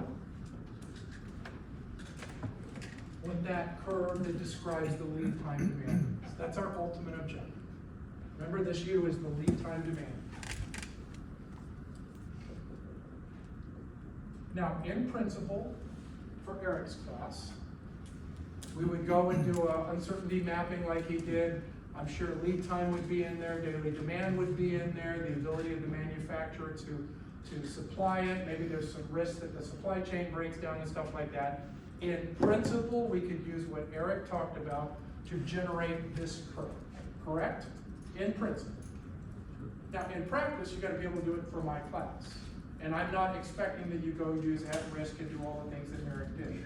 So I'm going to simplify. Those of you who want more complication in terms of what that curve is supposed to look like, happy to talk with you about it, but for this purposes of this class, we're going to make a simplification just so we understand how it's going. We're going to say in our nice little world, the lead time is constant, so there's no variation in lead time, and the only source of uncertainty is the daily demand. That's what we're going to say in this class, okay? So I want you to think about this. The lead time demand is what? All right? Well, can I write this? Can I write, well, there's day one, and I don't know what day one's demand happens to be. It's a random variable, it has some mean, has some standard deviation. But if I can describe what day one's demand is, and I can describe what day two's demand is, all the way up to I can describe the lead time demand, is that a fair statement? I go in the future, I get in a time machine, and I say, what was the lead time demand? And I say, well, the lead time demand was however much demand was the first day after I placed my order, plus whatever it was the second day, plus whatever it was the third day, all the way up till whatever it was the last day before it arrived. Is that a fair statement? So posterior, getting into the future and looking back, I can say the actual lead time demand was the sum of each of those days after I placed the order. priori, before the fact, I don't know what that is. After the fact, I can look and see what the number was, right? But before the fact, I don't know what that number is. But you know what? What if I knew the mean and the standard deviation? So I knew enough about each day to know its mean and its standard deviation. Okay, let's just assume that I did that. Do you agree that this is now just the central limit theorem? I am summing up, if the lead time is 16 days, and I know a typical day sells 100 on average and a standard deviation of 20, can't I just say that 16 days of demand summed up in a central limit theorem? Remember what the central limit theorem says? First thing is you get a normal, no matter what each day looks like. Second thing you get is the mean is the sum of the means. And remember, the third thing you get is the standard deviation is the square root of the sum of the standard deviation squared. Do you remember that from our Saturday morning discussions? What the central limit theorem always tells you. Go back and look at the video if not. Okay, so that's what the central limit theorem says. Okay, and we're just going to apply that here. If you can figure out what the mean and standard deviation of each of those days are, then we're done. This becomes trivial. Now, I might give you daily demand distribution. Okay? I might give you daily demand distribution, and I'm just going to say, well, the mean daily demand is 100, and the standard deviation of daily demand is 20. I could do that, couldn't I? Just give you the information. What else could I do? I could give you an estimate of daily sales. How would I do that? I would say A equals M equals B equals, and then I would say the mean is A plus 4M plus B divided by 6, and the standard deviation is B minus A divided by 6, okay? Either way, it's the same thing. In both cases, I'm telling you what one day of demand looks like. I am now applying the central limit theorem, knowing what the mean and standard deviation of each of those days is, and then with the central limit theorem, here's what it tells me. It says, my lead time demand U, it's the sum of those random variables, is distributed as, first thing is, it's normal. That's the first thing it tells us, it's normal. No matter what they are, it's normal. Remember my die example? Even though one die is a uniform distribution, if I throw 10 dies, it's between 10 and 60, and it's a normal distribution. So it's normal. What's the mean? What's the average of this thing? Well, it's the sum of each of the means, right? So this right here is mean of day 1 plus mean of day 2 plus all the way up to the mean of whatever the lead time demand is. If they're all the same, it's just going to be like, if every day is 100, if we had this and the lead time were 16 days, then it's 100 plus 100 plus 100 16 times. So the mean is just 1600. Okay? And then remember the standard deviation, okay, is equal to the square root of the sum of all the standard deviations squared. So let's just write that over there and do an example. Because right now you're going, oh shit, I was talking about this like 1 hour left in my first the end of the semester, okay? Let's just write this. It is no different than what we've done in class multiple times. All right, here's you. What do I want to know? First thing I need to know is I need to know daily demand. Okay, that's what I need, daily demand. And there's two ways I can get it. I can give you mean of daily demand and standard deviation of daily demand directly. Okay, I can give it to you directly. The mean of daily demand is 100. The standard deviation of daily demand is 20. Or I can give it to you as A, M, and B, but that's easy because then we just say the mean of daily demand is A plus 4M plus B divided by 6, and the standard deviation of daily demand is B minus A over 6. It doesn't matter which way I give it to you. You've now gotten the daily demand information. You know the lead time. you now know the lead time demand is gonna be equal to 1 day's demand plus the next day's demand, all the way up to the lead time demand. You now know from the central limit theorem that that means this uncertainty curve, that in principle could be more complicated because there's more sources of uncertainty. We're only including one source of uncertainty, which is daily demand. It's gonna have the properties of being a normal distribution.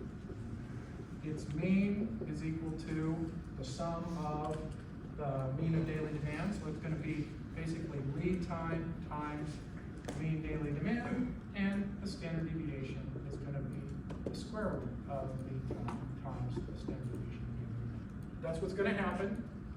We have our pretty little drawing. This is U, this thing right here. We have a distribution that describes how much we think we're gonna sell. We're only looking at the one source of uncertainty. In principle, it could be more complicated. We know the mean of this sucker, don't we? We just calculated the mean is the lead time times the daily demand. All right? We know the standard deviation of this sucker.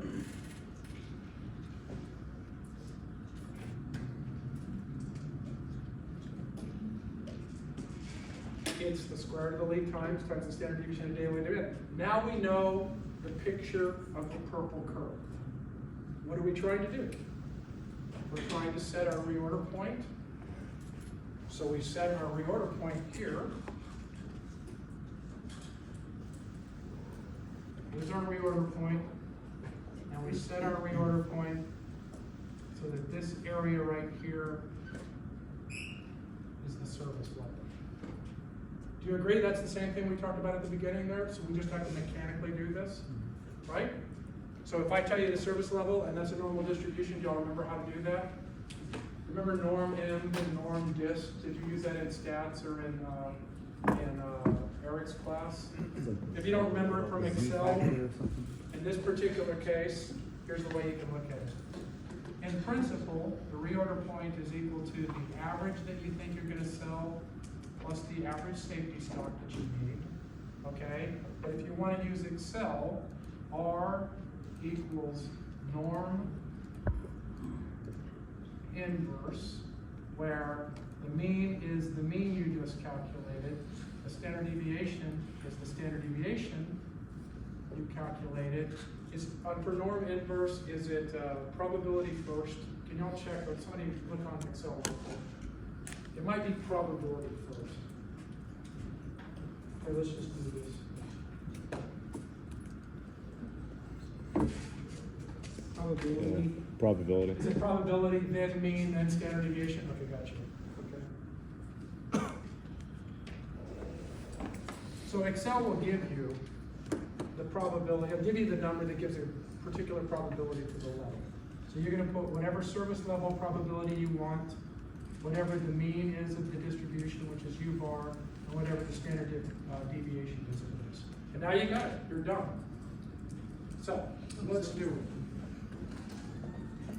Hang on, we're going to do it now. No smart aleck comments. Okay, here we go. We're going to make up an example, but I'll show you the TTI, we'll be fine. And basically, it's called a QR policy because Q is the order quantity. So this is how many you're going to order anytime you place an order. And R equals the reorder point. This is when you reorder. And here's how it works. I'm going to set my reorder point, R, whatever it happens to be. Now, this drawing is not the same as this drawing. This drawing is a probability drawing. It's talking about the relationship between how many you think you're going to sell versus where you set the reorder point. But that reorder point is this line right here. When my inventory drops to the reorder point, I place an order. So what happens in a QR policy? Well, the black line is going to represent the amount of inventory I have. So let's say I started up here, higher than my reorder point. in that case, what it looks like my order point is 15,400. So let's say I'm at 40,000 of these bumper plates. What happens over time? Well, the amount of those bumper plates declines. Why am I drawing it squiggly? Because it's stochastic, right? It's not a straight line, it's a squiggly line because we sell more some days, less other days, and stuff like that. So it's just a squiggly line. But do you agree, at some point in time, the amount of inventory I have in the warehouse is gonna hit that reorder point that I've established, and I'll know that point instantly because I have a continuous review policy. What do I do? Well, in the QR policy, since I can react instantaneously, at this point, I order exactly Q units.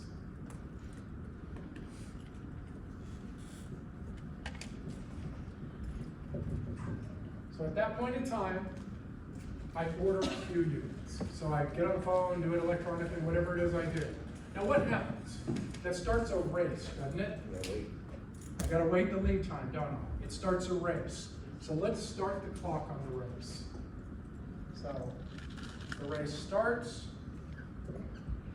a lead time occurs, and then some lead time later, my order arrives, correct? Let's draw the optimistic, I got these.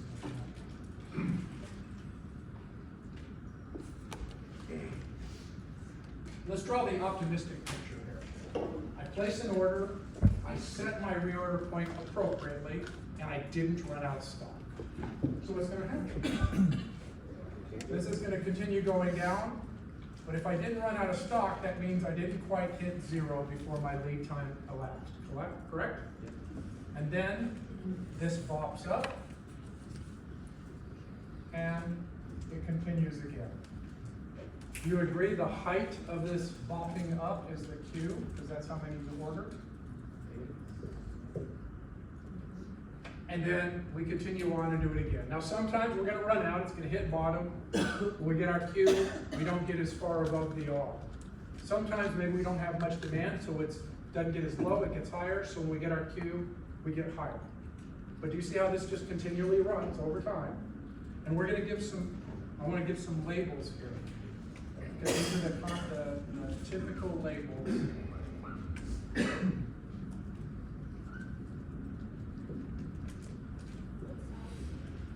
LT is lead time, I'm gonna write them all over here.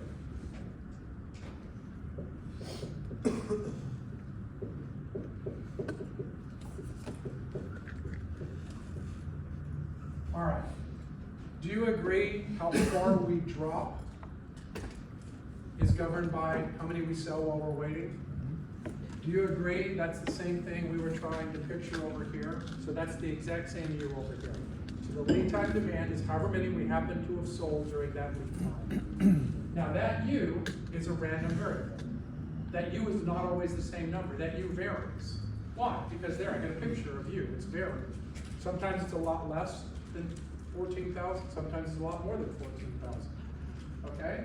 In this particular picture, the lead time demand was less than the reorder point, so I did not run out of stock. We call this down here the safety stock. The safety stock is how much we had above 0. That is the amount that we had on hand when our order arrived. Safety stock can sometimes be 0, right? If we run all the way out of stock, we could have no safety stock. In fact, we had that one. And then the order arrives and it goes up. Is everybody cool with that? Okay, so let's write U is the lead time demand. S is the safety stock, MS is the safety stock, and LT is the lead time. I'm sorry, can you say that one? You said the safety stock, you said it's the amount above 0, but then you said something. Sure. Do you see in this picture, this particular time that we placed an order, I didn't run out of stock because that didn't hit 0. So I would say during that particular order cycle, we had safety stock, right? If in the next one, let's just do another one. If in the next one, it comes down, okay, we place our order for Q. Our lead time goes. But let's imagine that we got lots of demand during this period. and it actually hit 0 and was 0 until it got to the next stage right there. In that particular case, there would have been no safety stock because we hit all the way down to 0. Yep. I'm having trouble understanding why is your point constant? Because, tell me why it wouldn't be constant. Well, because of the variability, because of the, with time. Hang on. We're gonna take care of variability with the purple curve. So the purple curve is what's gonna tell us the variability in demand, the variability in lead time, and everything else. That's how we're gonna capture variability. Once we know the variability, we have a distribution that describes it. Now, we've got to pick an appropriate point in that distribution. That appropriate point simply becomes Newton call. So once you've captured the variability in the distribution, the R is the number that balances those costs. Not the axis. I guess your assumption is that demand is going to be constant. It's not that demand is constant. Demand has uncertainty associated with it. It's that demand is steady state. Okay? How about this? Demand is stationary. Okay? Now, maybe this is what Shree's talking about. Suppose during half the year you have really high demand, and the other half the year you have really low demand. You're going to calculate two R's. The R that's appropriate for the uncertainty that occurs during the high demand, and the R that's appropriate when it's in the low demand. If that's what you meant, then that's correct. Now, we could take that a step further. I don't think this is the right direction, but we could have AI, big data and stuff. We could be constantly changing R. We could have a data analysis program that's looking at leading indicators and looking at our past demand data, maybe getting updates from our supplier in terms of if we were to place an order now, how long would the lead time be? If we were to place an order tomorrow, how long would the lead time be? We could be gathering this data constantly and constantly shifting what we think our picture of this purple distribution is and constantly reassessing what the R needs to be. We could do that. Yeah. And I'm saying there are systems that are trying to do that. Mostly people don't like them. And the reason people don't like them is they're unpredictable, they're unstable. And there's another reason I'm going to give you in a minute. But yes, we can absolutely do what you're talking about. But you can do it with Overwatch, right? Obviously, human intervention and changes. I'm granting you guys that. You can do that, okay? Before you do any of that, we're going to first have to do it in a stationary process. And then we can change these things as we need to, okay? Yep. But if you keep changing it, like you're also assuming your suppliers and the whole supply chain will also have like variability changing or adaptability to your different orders. You're making that in. I think what y'all constantly are asking me good questions about is this. You're telling me different ways that uncertainty can arise. I am telling you I agree with that, and in principle and inventory, where you're capturing that is in the purple curve. The purple curve is what's capturing your uncertainty. You tell me you have differential lead times. You have suppliers that sometimes are going to be shut down for weeks. You tell me that demand can spike during some times and not during other times. I'm going to say all of that is fine. The way what you're telling me is the uncertainty of how many that I think I'm going to sell while I'm waiting for that order to arrive is governed by those criteria. So there's no problem with what we're talking about here. You guys are wanting to argue the things that go into purple, and I keep on saying, fine, put them in purple. I got no problem, okay? It's not that R has the uncertainty. R is a number that is derived from the purple that has the uncertainty. Is that clear? Okay, yep. The second line, Yep. stopping as one.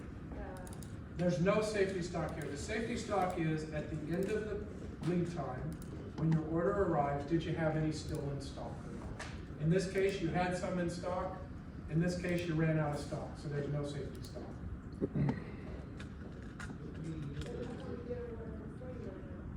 Because you don't know. So no, that's the whole, you don't know, right? That's the uncertainty, right? So I thought, okay, remember this, guys. Ordered at the exact same time. Not time, at the same inventory, same R. No, interesting. Okay, so. That's a nice way to put So it. I love this. No, I love this because what, you're forcing me to try to explain kind of where the sources of uncertainty are. I like that. Eric will like this, right? He's all big on sources of uncertainty. If there was no uncertainty, if the lead time was always the same and daily demand was always the same, then we would know exactly when to order every single time, wouldn't we?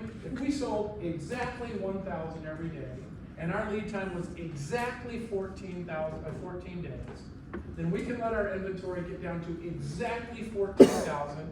We can place our order and we're never going to run out of stock because there's no uncertainty, correct? Now add uncertainty in there. What are the sources of uncertainty? Varying lead time, right? Varying demand. Maybe the company we're ordering it from can't even meet my full demand, so they only ship a partial order, whatever. There's all sorts of things that lead to uncertainty. And so what we're doing is just trying to add a little bit of safety stock to protect us against all of those sources of uncertainty. We have to capture that uncertainty somewhere. Where are we capturing that uncertainty?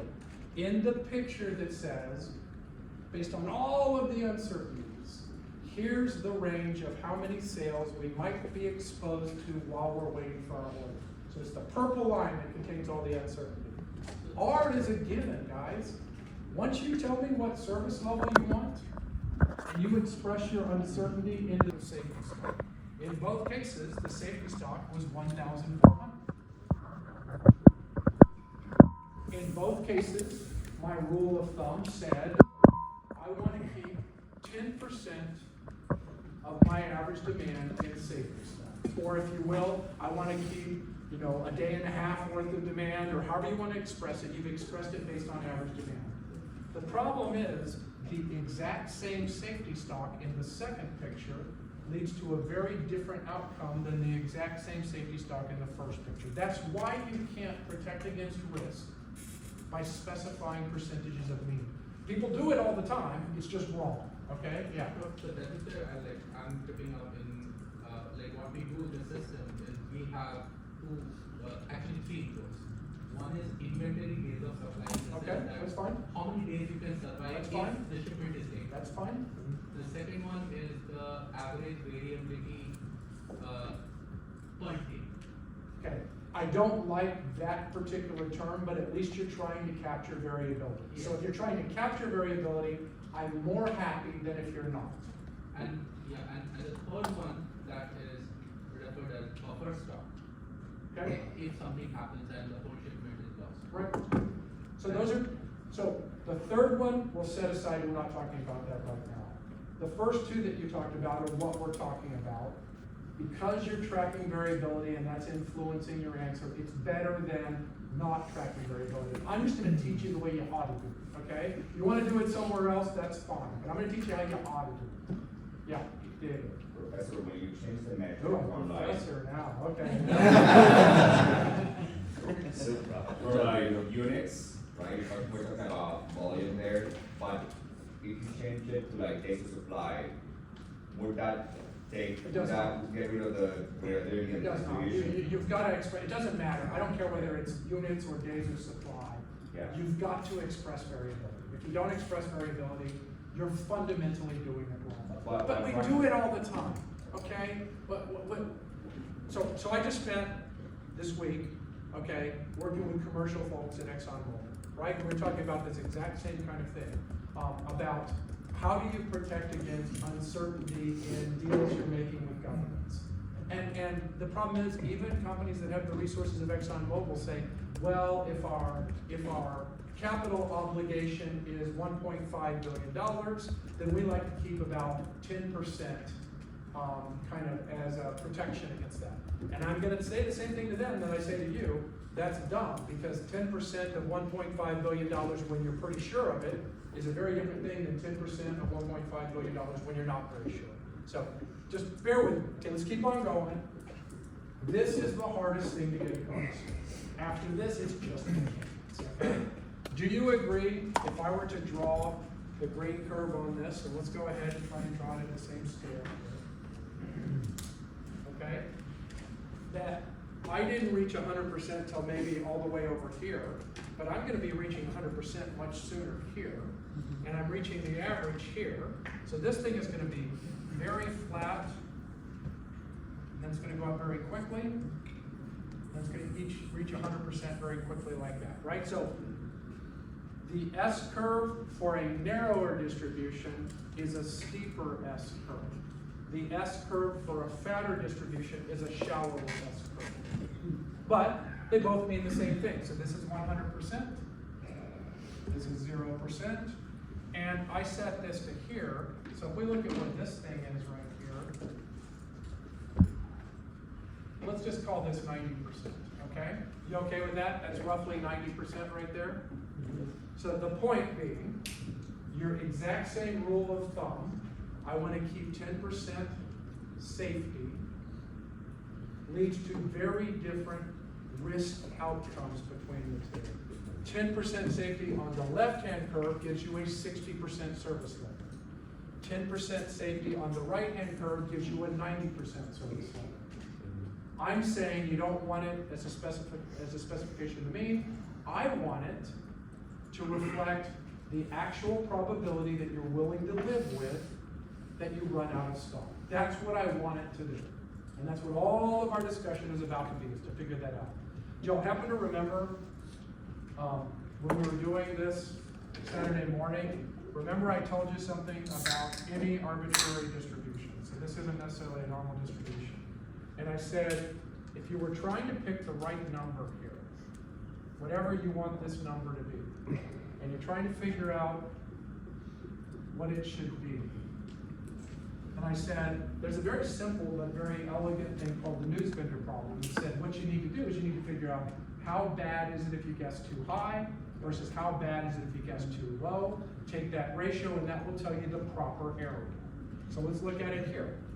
If you remember, this area right here is supposed to be the cost of underestimation over the cost of underestimation plus the cost of overestimation. Now let's apply this to that picture, okay? This to that picture, and let's use inventory words instead of just arbitrary words like this, okay? So, the area to the left of a number, well, that's the area to the left of this number. Well, that's exactly the service level. So what we're saying here is the area to the left of it is the service level, correct? All right? If we then apply the cost of underestimation over the cost of underestimation plus the cost of overestimation, let's turn that into inventory words. Cost of underestimation. What if I underestimate what demand is going to be? Lost sales. That means there's a stock out, right? You agree? There's a stock out. So lost sales is going to be part of the cost, but I'm just going to roughly call this cost of a stock out. Okay? Over the cost of a stock out plus, now what's the cost of overestimation? What if we overestimate what sales are going to be and we hold more inventory than we have? So it's going to be the cost of holding the extra inventory, right? Okay? Cost of a stock out over cost of stock out plus the cost of holding inventory. Extra inventory. So let's first of all test this logically and then let's go do the math. Okay? It's all formal in just a second. What if you had a problem? Let's go back to kind of what Diego was talking about a little bit, and Arjun said this, okay? Sometimes you have A, B, C items or whatever, or you have different kinds of items. So let's imagine you had an item that if you run out of that item, it's very painful for your company. I don't know, maybe it's a loss leader, maybe the most important customers want to buy the stuff, but just understand if you run out of that item, it's very painful. And it isn't all that expensive to hold a little bit extra. What is that going to tell us in that ratio there, what service level you should want? Well, if it's really important to your company, the cost of a stock out is very high, right?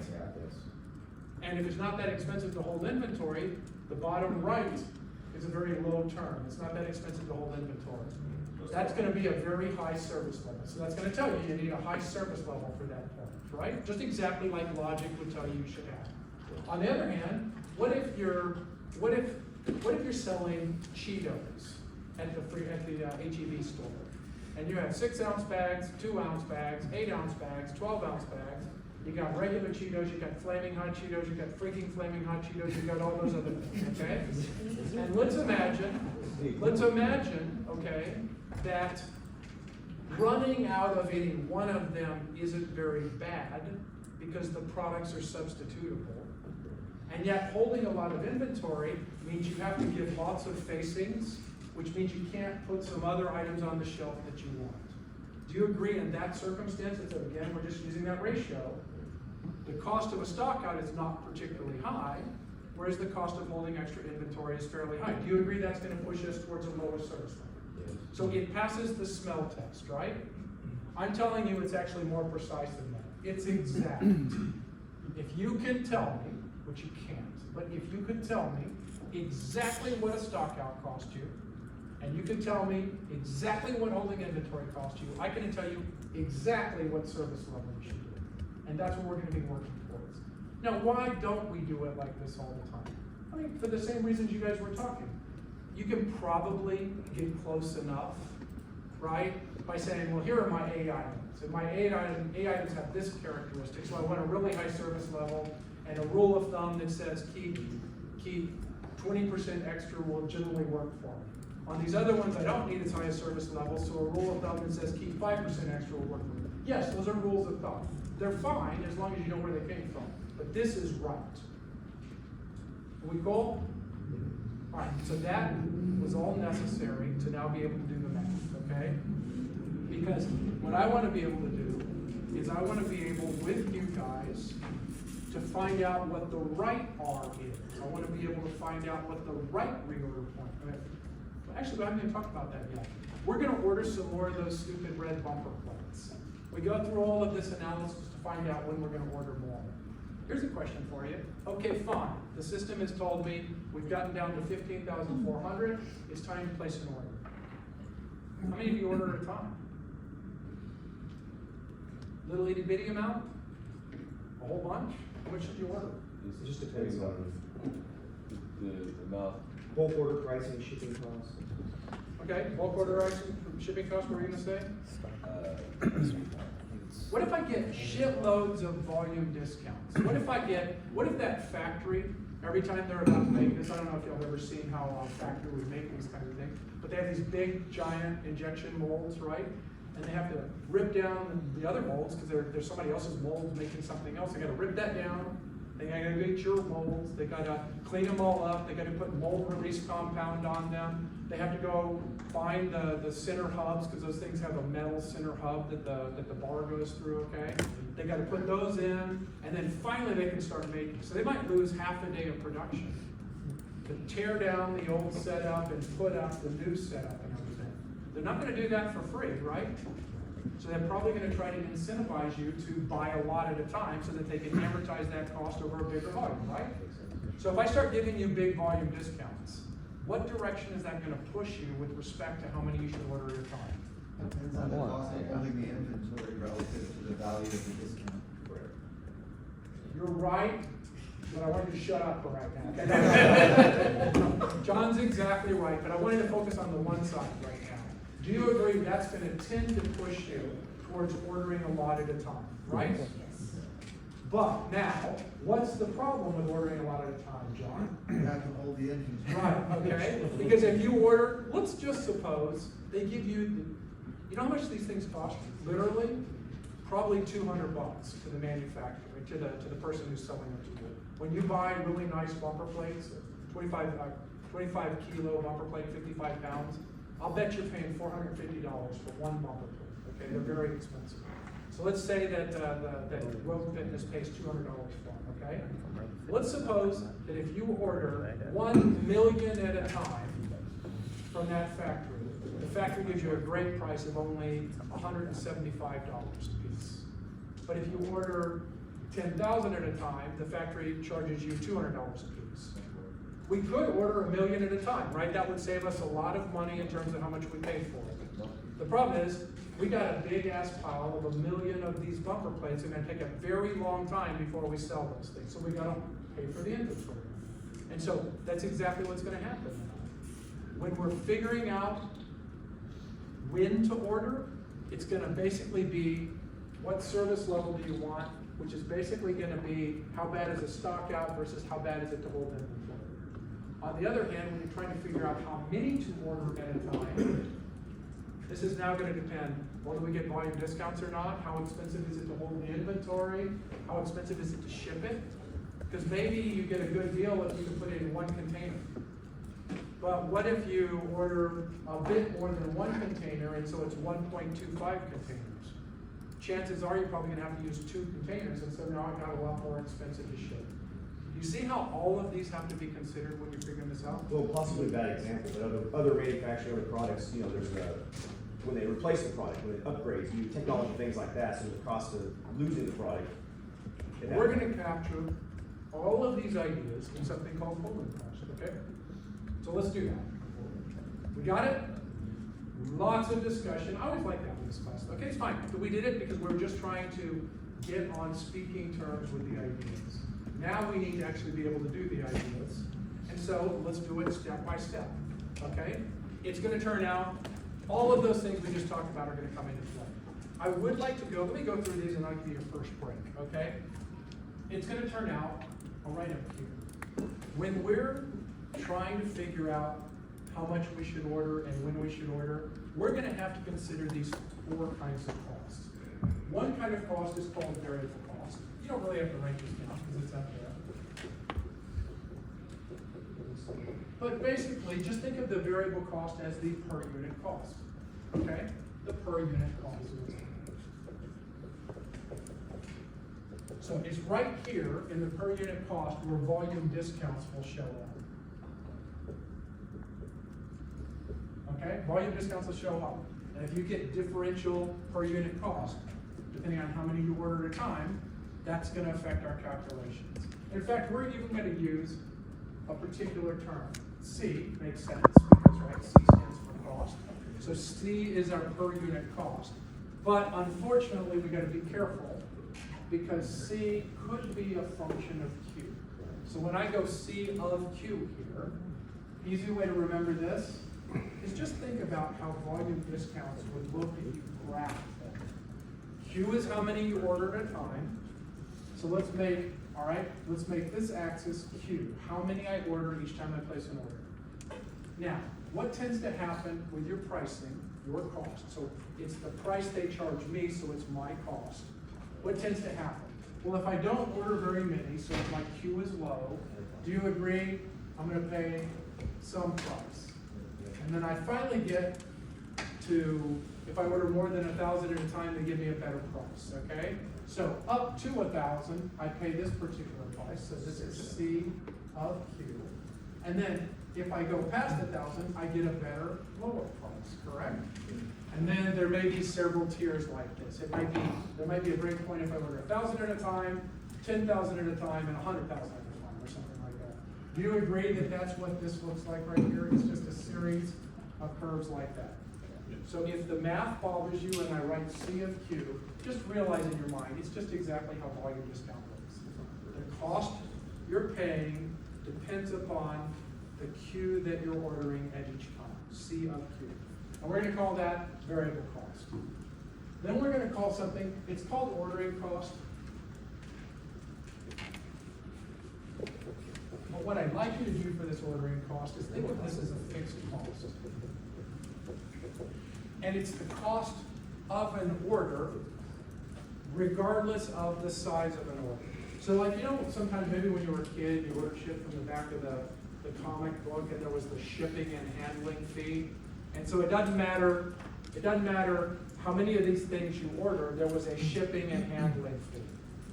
Well, there's a lot of costs like that. If you order from overseas, you're probably gonna be modulo contained. Okay, so whatever it is you're ordering, if it's a reasonable amount of, you're not doing split orders or whatever, you're probably thinking about how many containers is this thing.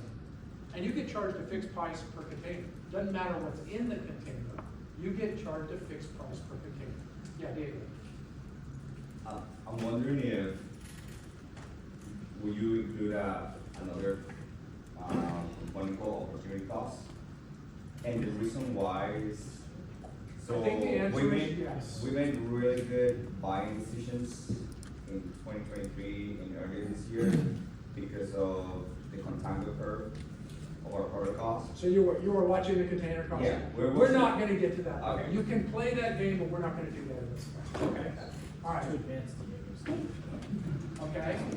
Now, hang on. Go hang out with John. It's Gabriel. Gabriel, that's great. That's so Gabriel. All right, so here. Now, hang on with me. I want to get through this and then y'all can have your break, okay? So, we have our ordering cost. It's fixed. It's a per order cost. Doesn't depend on the volume. Now, we're gonna have the same problem we did, remember, in fixed and variable cost when we talked about it before. What if you order more than one container's worth? Now you just went into another container. So this has to be around a nominal operating point. Our typical order consumes 2 containers, so we're gonna say, what does it cost for us for our typical order, right? That's just the way we're gonna do it. And here's what we're gonna do. Whereas we use CFQ to determine our cost, we're gonna use the term S to be our ordering cost. And here are the components we're gonna think about every time we do S. We may be charged a setup cost by our factory. Right, so that factory, when we order from them, and they have to lose half a day in production to get rid of the old molds and put our molds in there, they may say, every time you place an order, we're gonna charge you half a day's production. Maybe that's $10,000. That doesn't depend on how many you order. If you order one, that's a really expensive one-parter there, right? Okay? So our S, which is gonna be our fixed ordering cost, is gonna be our setup cost, plus whatever our fixed shipping costs are. So again, if you order a container, usually the cost of the container doesn't depend on what's inside the container. If it's a full truckload, then it doesn't matter what's in the truckload, it's a full truckload. So there's a lot of shipping costs that are based on a per shipment rather than a per item. Okay? There are other things we're gonna have to think of in here as we go through and do this, because this is going to be a fixed cost given that an order occurred. In fact, well, let's wait just a minute and we'll come back to it, because with tariffs and going through customs right now, we're gonna have pieces of both, okay? And so I wanna show you those in a minute. So, first thing we've got is we've got these, what our costs are, and it may depend on how many we order at a time. Then we also need to know our ordering cost, our fixed ordering cost. Then we've got the one that most companies know. Okay? Our holding cost. And, you know, the debate is, how do you specify a holding cost? What's the right way to do it? The industry has standardized on something called a holding rate. Okay? A holding rate. And so here's the way the industry has standardized. Okay? It basically says, I want you to calculate your average dollar amount that you're holding in inventory over the course of the year. Now your inventory may get high, may get low, may get high, may get low, so your inventory may be changing. I just want to know the average dollar amount you had in inventory over the course of the year. And that's what that is, average inventory in dollars. All of this will become clear once we do an example. And then we're going to multiply it by something called the holding rate H. So I dollars is my average dollars of inventory. And H is called the holding rate, and it is a percentage. And the way to think about the holding rate percentage is, think of it as like a discount rate, okay? So if you tell me, if we go through and calculate for a bill, and a group of data runs through, if we calculate for a bill and we find out that he has an average of $10 million tied up in this kind of plate. Sometimes it's more than 10, sometimes it's less than 10, but it's an average of 10. And we determine that his holding rate is 10%. He is going to charge himself 10% times that $10 million, or $1 million to hold that inventory. That's what a holding rate is. It's a percentage, or how much we charge ourselves per dollar of average inventory held for 1 year. Okay? So how do you determine what percentage? We're about to do that, okay? All right, so here we go. So, our holding rate. I didn't say that. Our holding rate has pieces to it. So let's do some thought experiment real quick, okay? Turns out holding rate's not the problem. The problem's gonna be the stock cost, okay? Holding rate. All right, let's just do a thought experiment.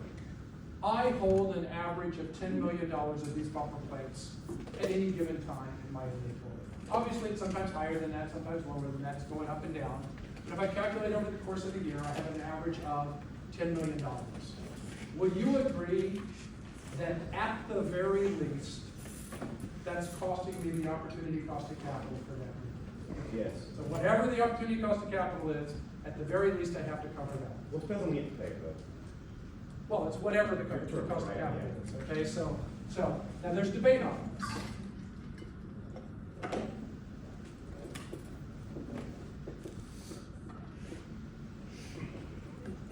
All right, so this is going to be a percentage. Now, some people argue that for a company, the opportunity cost of capital is your WACC. You go out to the markets, you raise capital, however you raise it, some of that capital you have to tie up in inventory. Some people will argue that the opportunity cost of capital is your WACC.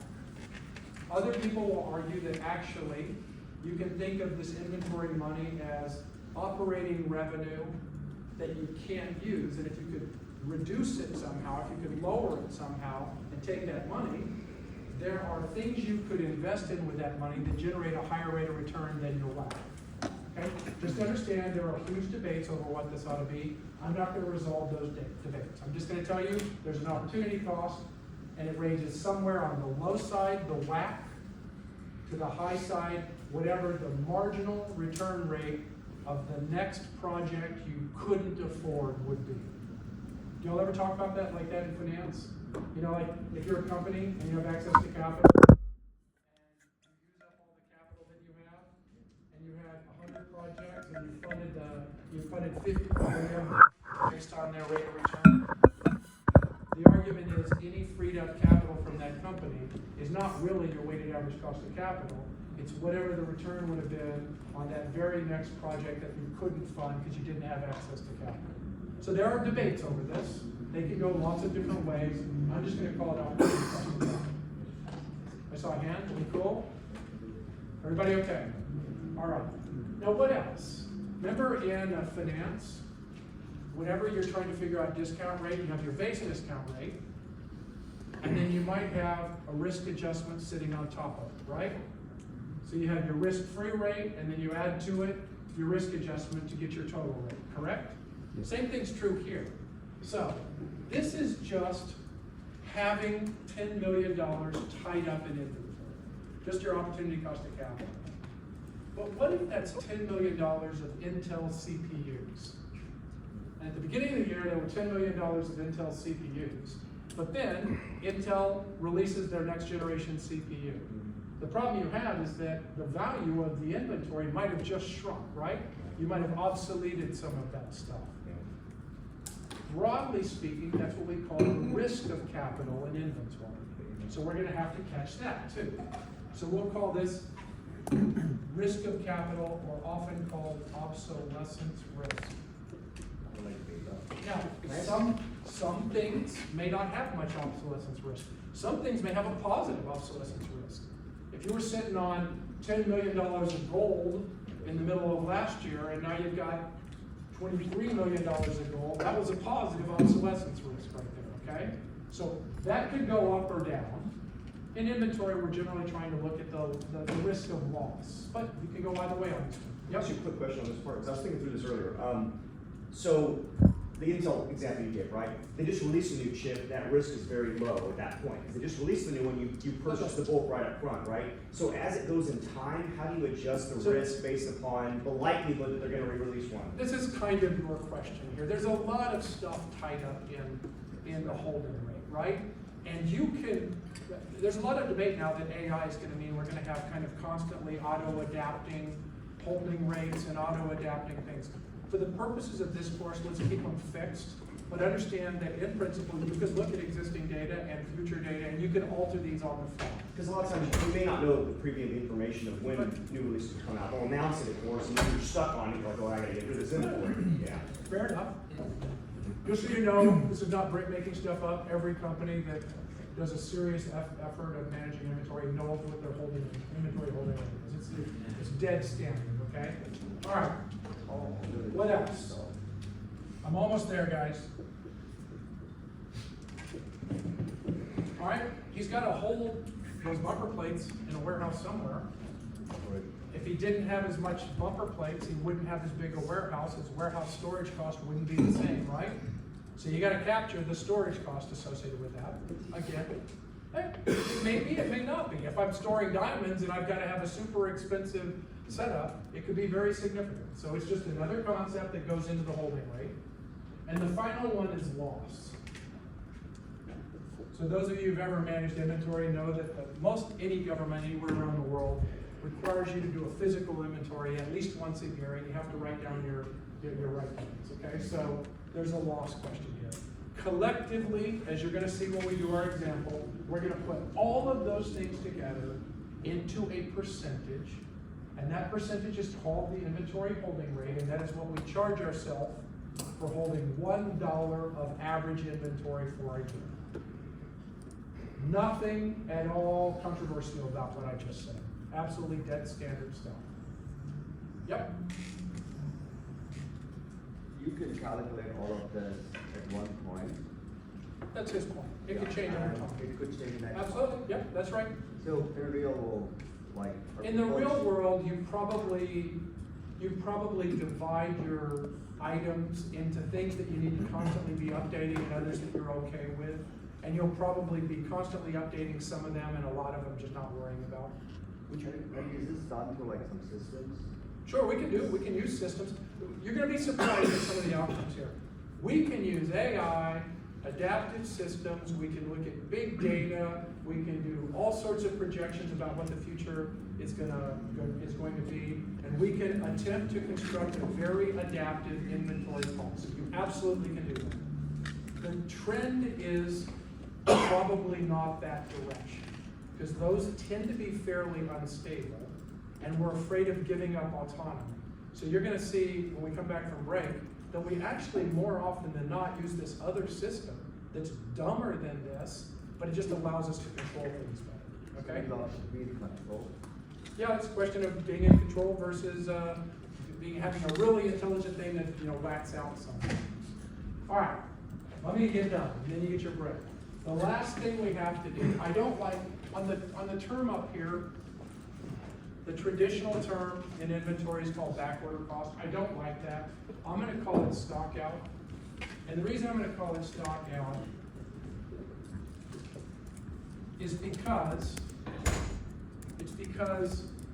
backorder implies that if you're out of stock, the customer is willing to wait. That is sometimes true, that is sometimes not true. I think the better generic term is stock out cost. A stock out may result in a back order, but a stock out may result in a lost sale. Okay, so I just want to use that instead. Now, in principle, all right, we're going to do exactly the same thing. In practice, we can't, but in principle, what we want to know is we want to know the total dollar of average numbers of stock outs per year, and we would like to multiply it by a stock out rate percentage. So in principles, if you could tell me my inventory policy is going to result in this dollar amount of stock outs each year, and I can calculate what the stock out percentage rate is, I could just multiply them together and get a stock out cost the same way I got a holding cost. In principle, that's correct. In practice, it's impossible to get this number. Okay? So let's think about this. The stock out dollar amount, okay? The average dollar of stock out per year. We could do that. I'm going to show you how to do that. We could say, what's the likelihood of a stock out? How many times are we going to be ordering in a year? And we could figure out the average dollar amount of stock out. So that part's not a problem. It would be very similar to the way we're going to do this one. The problem is this other one, this stock out percentage. So imagine, that's not a 50, that's a SO, stock out percentage, okay? Imagine that we wanted to try and write it in the same way we did this holding rate. So let's call this a stock out rate. A stock out cost rate, and we'd like to know it in percentage. So we'd like to know, what does it cost us on average for 1 year to have $1 of stock out? All right, what would be the pieces? The same way we were writing the pieces for holding rate, the opportunity cost of capital, the obsolescence risk, the storage cost and loss. Well, let's think about it. Customers coming, they're gonna buy this red bumper plate. They're out of stock of the bumper plate. They're disappointed, but they're willing to wait. What did that cost us now? Can we call that goodwill? Okay, we didn't lose the sale because they're willing to wait. They bash up. Okay, so they'll bash you, they'll say you're out of stock or whatever. So let's say at least part of it is some loss of goodwill. Yep. Is there an opportunity cost in there too? That's what I'm lumping it all in there. It's the loss of goodwill, it's the opportunity cost that we didn't get our money now, we'll get it later, and all of those kinds of things, okay? That's the most minor of this. Let's suppose that it escalates and it's not just a loss of goodwill and they're a little pissed off. Let's say they don't buy this red bumper plate. Now it's a lost sale, right? So it's lost goodwill plus a lost sale, right? Possibility of a lost sale. We don't know what that probability is, but there's some possibility of a lost sale. You agree?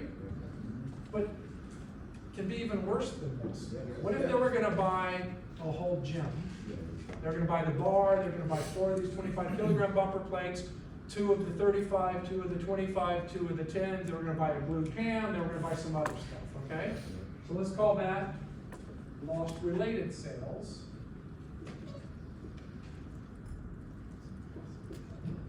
It is, I totally agree. Okay, so hang on, so I'll show you how, this is our dilemma, and I'm going to show you how we're going to address this, okay? Do you agree there's lost related sales here? Now what's the worst thing that can happen?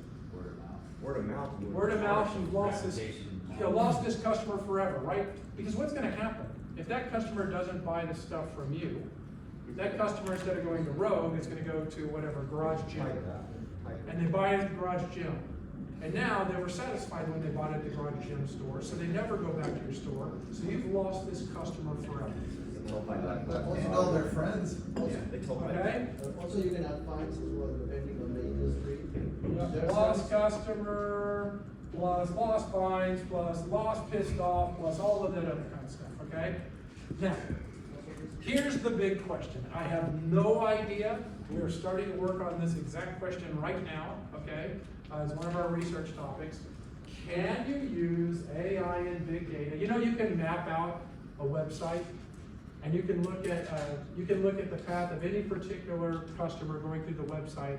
I think it's almost a decision tree, guys. You know, the different pages you can land on, and you can map it all out. Looks like the decision trees you did with Eric, and you can find the probabilities that customers go from link to link and do all that stuff. And there is research starting right now about the idea of, can you use AI and big data to track what's happening, to try to infer what these are? I'm skeptical, okay, but then I'm skeptical of AI. So don't worry, I'm not going to pull a row on y'all, okay, but anyway.